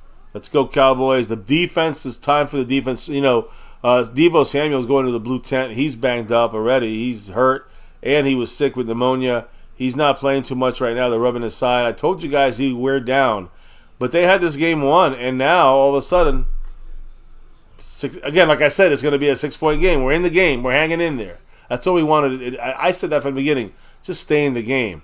But now the defense got to come up big and stop them. True Cowboy said, we alive, don't give up. See, Tornado said, Jerry Jones says miracles. Who? Jerry Jones doesn't know what the hell's going on. Bama fan said, Jessica, no. Mick said, we need 3 and out. A little pressure, no pressure for the Cowboys. Purdy got all the running yardage there. About 6 easy yards. 7 yards, 6-7 yards there. JRP. Jet Li said Deebo is out. Yep. Ramon and Emily Jones said, can we get a turnover or 3 and out? We want a 3 and out. Let's get one more chance for the offense, and let's have some fun with it. Let's have some fun. We got 3 timeouts. I think McCarthy used a timeout, which to me, I'm not sure if that's a smart move, but all right. Texas Cat said, we need a defensive touchdown, big time, or a turnover. When's the last time this team got a turnover? We missed 3 chances today. Let me see here. I think I got all the comments here. For Kevin Bauer said, everyone starts wearing these dumb bobblehead looking extra head. I know. I don't know if I hate those big old fucking hats too. I'm not a big fan of that, but it's a style for a game. It is what it is. Matt Batt said the Falcons are going to destroy us next week. I'm not sure about that. We'll have to wait and see. I think we're going to hang with them too. Winning these games is a whole different story. Jessica said, interception. I feel it. I hope so. James Hurst said, why take a timeout there? I agree. The Cowboys use a timeout. I'm not a fan of that. They use a timeout on after a 7-yard run, so it's 2nd and 3. We use a timeout. It makes no sense. Weird. Yeah, I think they're just trying to keep the clock. I mean, the Niners get two first downs. It's over. There's a sack. Hey, that's a big play there. And who got the sack there? Overshown. Yep, Overshown with the blitz. That was a sneaky blitz there by Zimmer, bringing a quiet blitz. And it's funny because you call timeout. The pressure has been so close by our defensive line all night. It's been weak, but when we got there, and then all of a sudden they get it out and get a big play, Yeah, there's no in between. We're either like getting good pressure and it's close, or there's no pressure at all. No one even really covered him, especially the running back, who's a third stringer, missed completely on Overshown speed. I mean, too bad we didn't get a fumble there. I hear you there. Jessica says, I feel interception. That was almost a sack fumble right there, which would have been huge, but of course we don't get that. The best we can do is a sack. The best thing now with a timeout in 3 minutes, it's almost too much time. The thing is, for the Cowboys, we need to get a stop here. No flags. It's 3rd and 10. We have 1 timeout left and a 2-minute warning. Purdy looks like he would be related to like Cindy Lou Who from The Grinch. You know what I mean? Like the.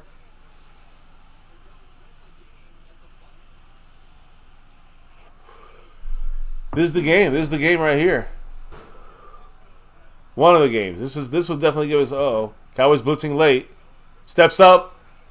Get the got to make the tackle. We stop him. Get the ball back. No flags. 3:15. Call timeout. And credit where credit's due. We might be fucking up or doing whatever, but this team is playing with heart today. Today they're playing with much more heart, and you can see that they're waking up a little bit. You see CeeDee Lamb smiling into it. Yeah, like I don't think that not giving a fuck it was one of our problems today. Defense much better, right? With Zimmer, he knows how to play. He knows how to play Shanahan. I know we allowed 30 points, but some of that's player error too. I think the overall scheme was good by Zimmer. I think Kendrick's back helped as well. We stopped the run pretty well for the most part, but we let 31 kick us in the ass. Unfortunately, he was kind of unexpected ass kicker. But outside of that, Deebo Samuel's out now. I know you missed it. He's out with a hip issue. Looks like. So not even like the pneumonia situation. Yeah, no, it's another injury situation going on with him. 4th and 4 for the Niners, by the way, and they are punting to us with 3:15 to go in the game. Somehow the Cowboys are. We were down 30-6, right? Was it? No, not 30-6. It was 30-10. Yeah, 30-10. There it is. No, 30-17. It was 27. No, it was 30-10, and we scored. And now we just scored again. Both times a CD, if I'm not mistaken. We just got a bunch of yards there. Yep. 2 were CD. Well, CD was open earlier to make it 10, I think, to score. I don't remember who got the first one. Was it him? Here we go. Let's put it up, guys. Dak has 23 game-winning drives in the 4th quarter or in overtime in his 9th season. And Dak gets the ball here with 3 minutes and 23 seconds. 1st and 10. 3 minutes and 5 seconds. A touchdown and an extra point wins the game. Or at least gives us the lead. Here we go. Shotgun for Dak. We got Ferguson in motion. Yeah, 20. Okay. No. Don't you think? Okay. Dak's looking. Steps up in the pocket. Almost a pick. Almost picked. By Fred Warner. Dak could just not get it over their heads. Remember, Dak, wrong team. Yeah.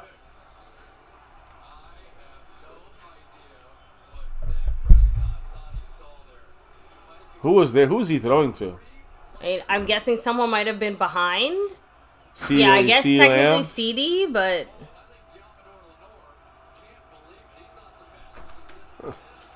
Christ. 2nd and 10 for the Cowboys. Shotgun. We got Zeke in the game. Protecting Dak there in pass coverage. Nick Bosa on the right side. Dak steps up, throws the ball out of bounds. 3rd and 10. We got 2 plays to get 10 yards. The Cowboys are playing like those last 2 drives didn't just happen. Like there's 10 seconds left in the game. I mean, we can still run the ball. We can still try to make a goddamn drive down the field. We don't have to sit here and pretend like freak out like everything. I'm not saying we have to run, but we could do more than just emergency passing every time. Scared chicken went out of the head fucking passing. Come on. But either way, if this is what worked to get out of the field, let's go. Why is it now changed?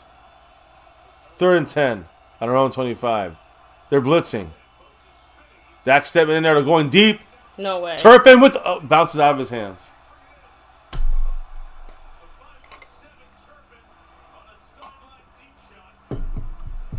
Why'd they call out his height? That didn't have anything to do with his height. It was a nice pass. Just yeah, I'm sorry. That was all Turpin.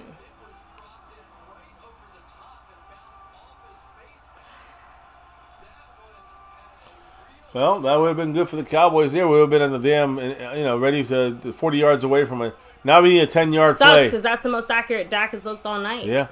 10-yard play. 2:49 to go. This is it. No one's open. The flag! Brooks got thrown to the ground. There's got to be a flag. They said it was over his head. Game over. It's too far over his head. Just a horrible. It is what it is. We stayed in the game. Oh, well.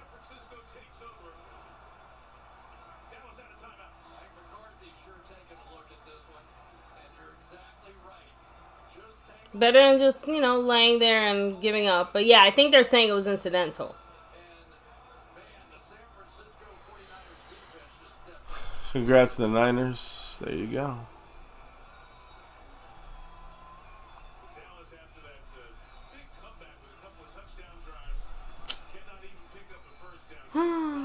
It's like a different team. I know, but like I said, it just sucks. Again, all that effort, But we going down the field. They're pressuring us. They have press coverage. They're not playing prevent. We go down the field. We let Dak run the show. We get 2 touchdowns. The moment we start to tighten up and listen, and then we have to back to McCarthy coaching and leading us, we can't get a fucking first down. It makes no sense. That's the problem with this team. They make no sense. They need 1 first down. They don't even need a first down. They just need to kick the field goal and make the field goal. The only stoppage is coming right now. Matt Persico, it is over, though. 1 first down, it's actually over. And yeah, I guess we can get a pick six or some kind of a fumble recovery situation. That I don't know.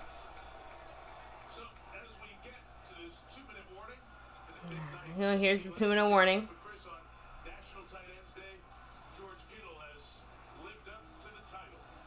Yeah, I was gonna say Ferguson has not lived up to the title.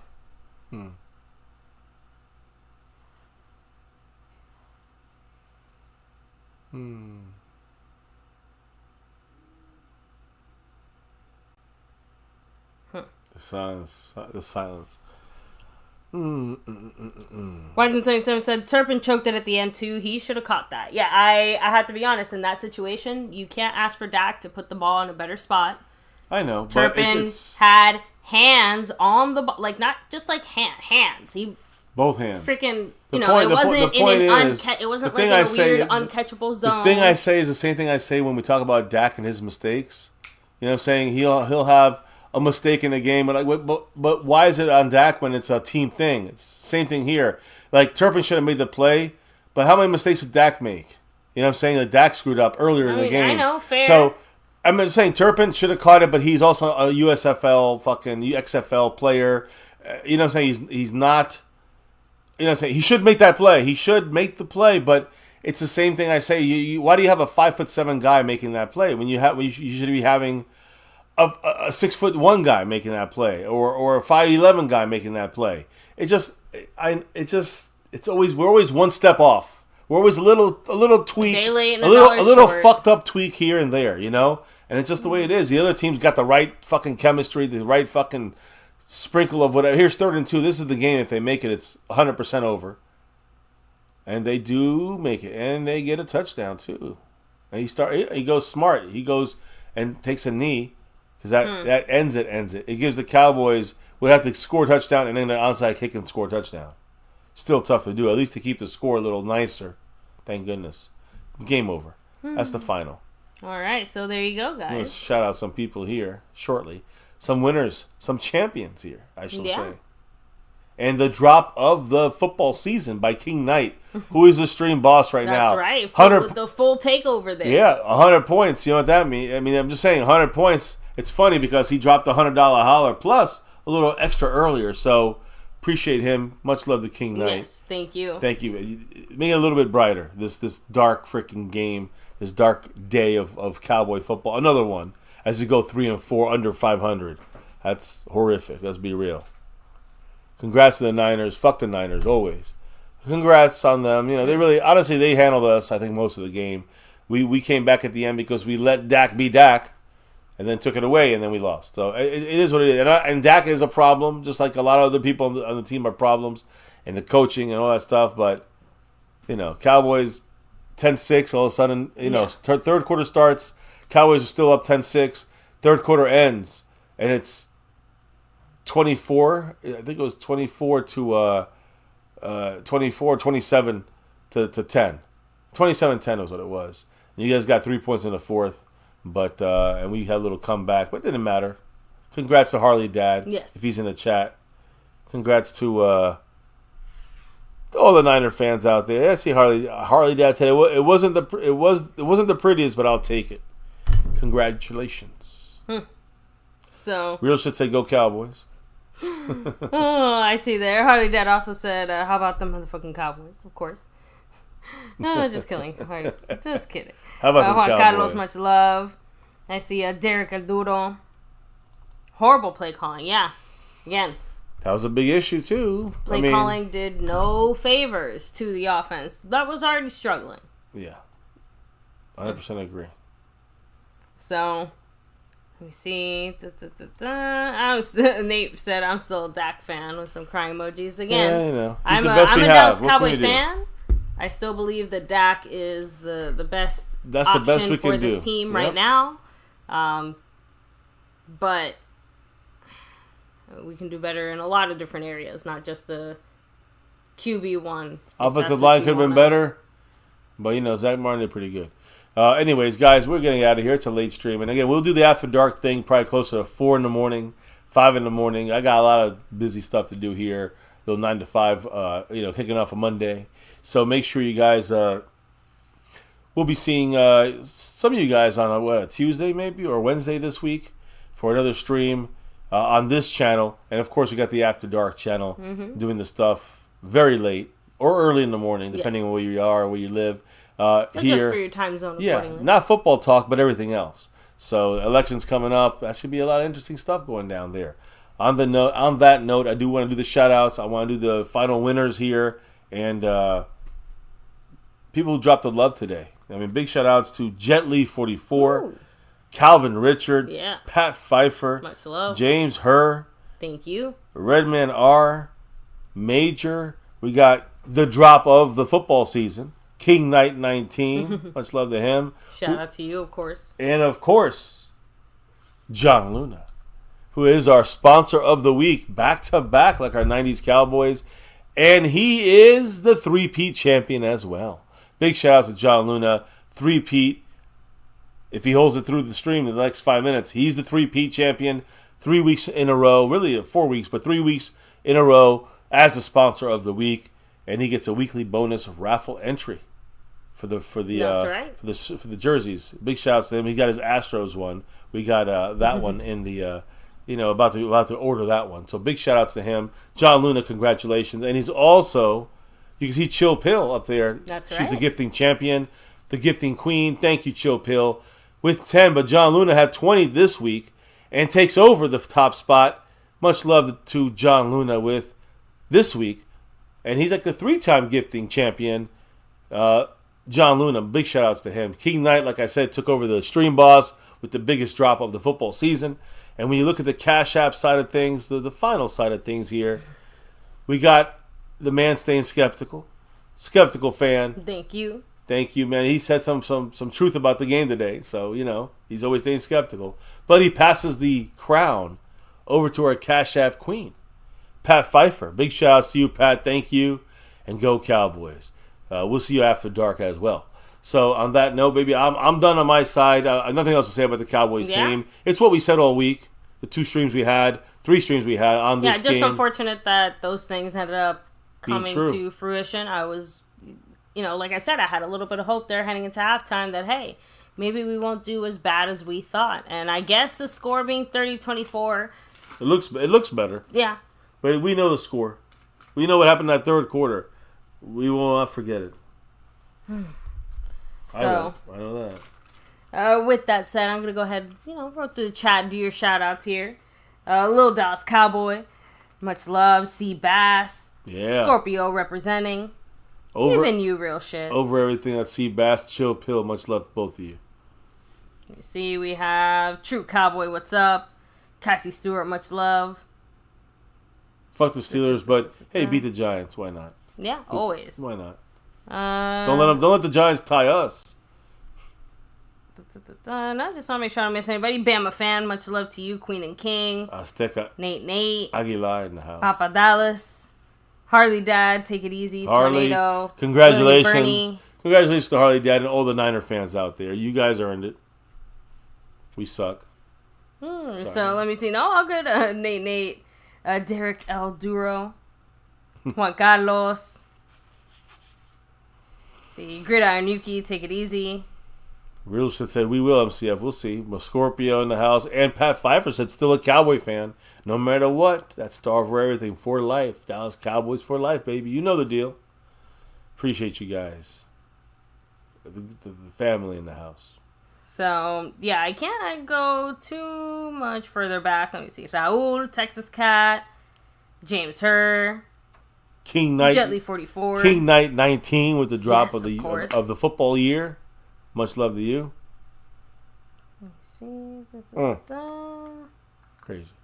Yeah, I mean that's as far back as it lets me go here. So on a late Sunday night football game, guys, we appreciate you all being here with us live in full effect. Thank you guys, and unfortunately could not be a true, again, we were both injured and banged up, but it could not be a 40-winer night. They're crying tears of happiness, unfortunately. Fuck the damn fucking Niners, but congratulations on your win. I'll leave it at that. I'll leave it at that. Guys, we'll talk about a little bit about this and our next game against the Falcons on Tuesday or Wednesday right here at My Cowboys Family, so stay tuned for that. On that note, though, we are peacing out. It's a late night stream here tonight, a late night Sunday game. Yeah. And appreciate the winners. Again, 3 weeks in a row. John Luna, also the gifting champion from Chill Pill to John Luna. Big shout outs there. The Cash App King from Skeptical Fan to Pat Pfeiffer. That's right. And King Knight taking over the stream boss with the drop of the football season. Thank you guys in the chat for dropping your knowledge and the love. But here in this channel, good, bad, or ugly, win, lose, or draw, we always rip that star for everything, baby. What else do we say? It's about what? Hey, it's about that navy blue, that silver too, and that star over everything. That's right, guys. Easy to rep the star when that star is shining brightly, but when it's sinking below the horizon, are you still repping that star? Hey, this is where the true fans come out. We're the true Cowboy fans for life. So, guys, on that note, 8 seasons of doing this kind of reaction stuff. It's been hard 8 years doing it. And, of course, 7+ years of YouTube, My Cowboys Family streams. Yes. Thank you all for being part of this thing. And we'll do it again starting a new week, Tuesday or Wednesday. On that note, take care, stay safe, and, guys, never forget the most important thing here at My Cowboys Family, as always. Say it with us, say it loud, and say it proud, no matter what. Go Cowboys! Let's get that 6, 7, and beyond. Thank you all for dropping the knowledge in the chat all night long for the Sunday night game. Thank you guys dropping the love from above. Best fans of all YouTube. Thank you guys. Honored and privileged to have you guys here with us. We'll see you on the After Dark for those that hang for that. Rough one tonight for sure. And as you can see here, Week 8 game. It's a wrap. Another loss. Week 8, our 7th game. We had a bye last week. There it is. It's a done deal, guys. Take care. Stay safe.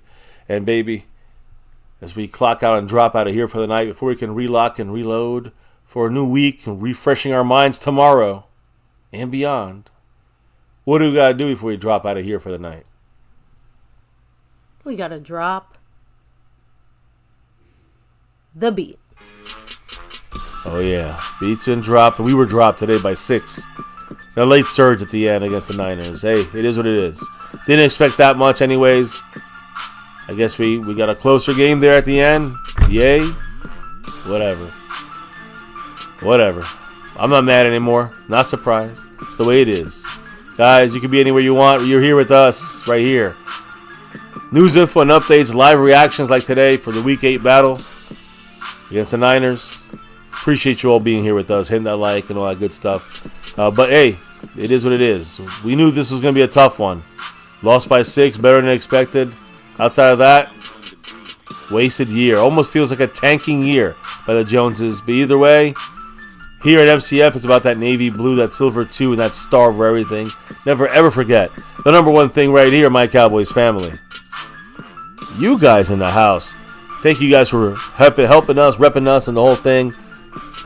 Hit that like button for the stream. Subscribe to this channel. 40,100 plus.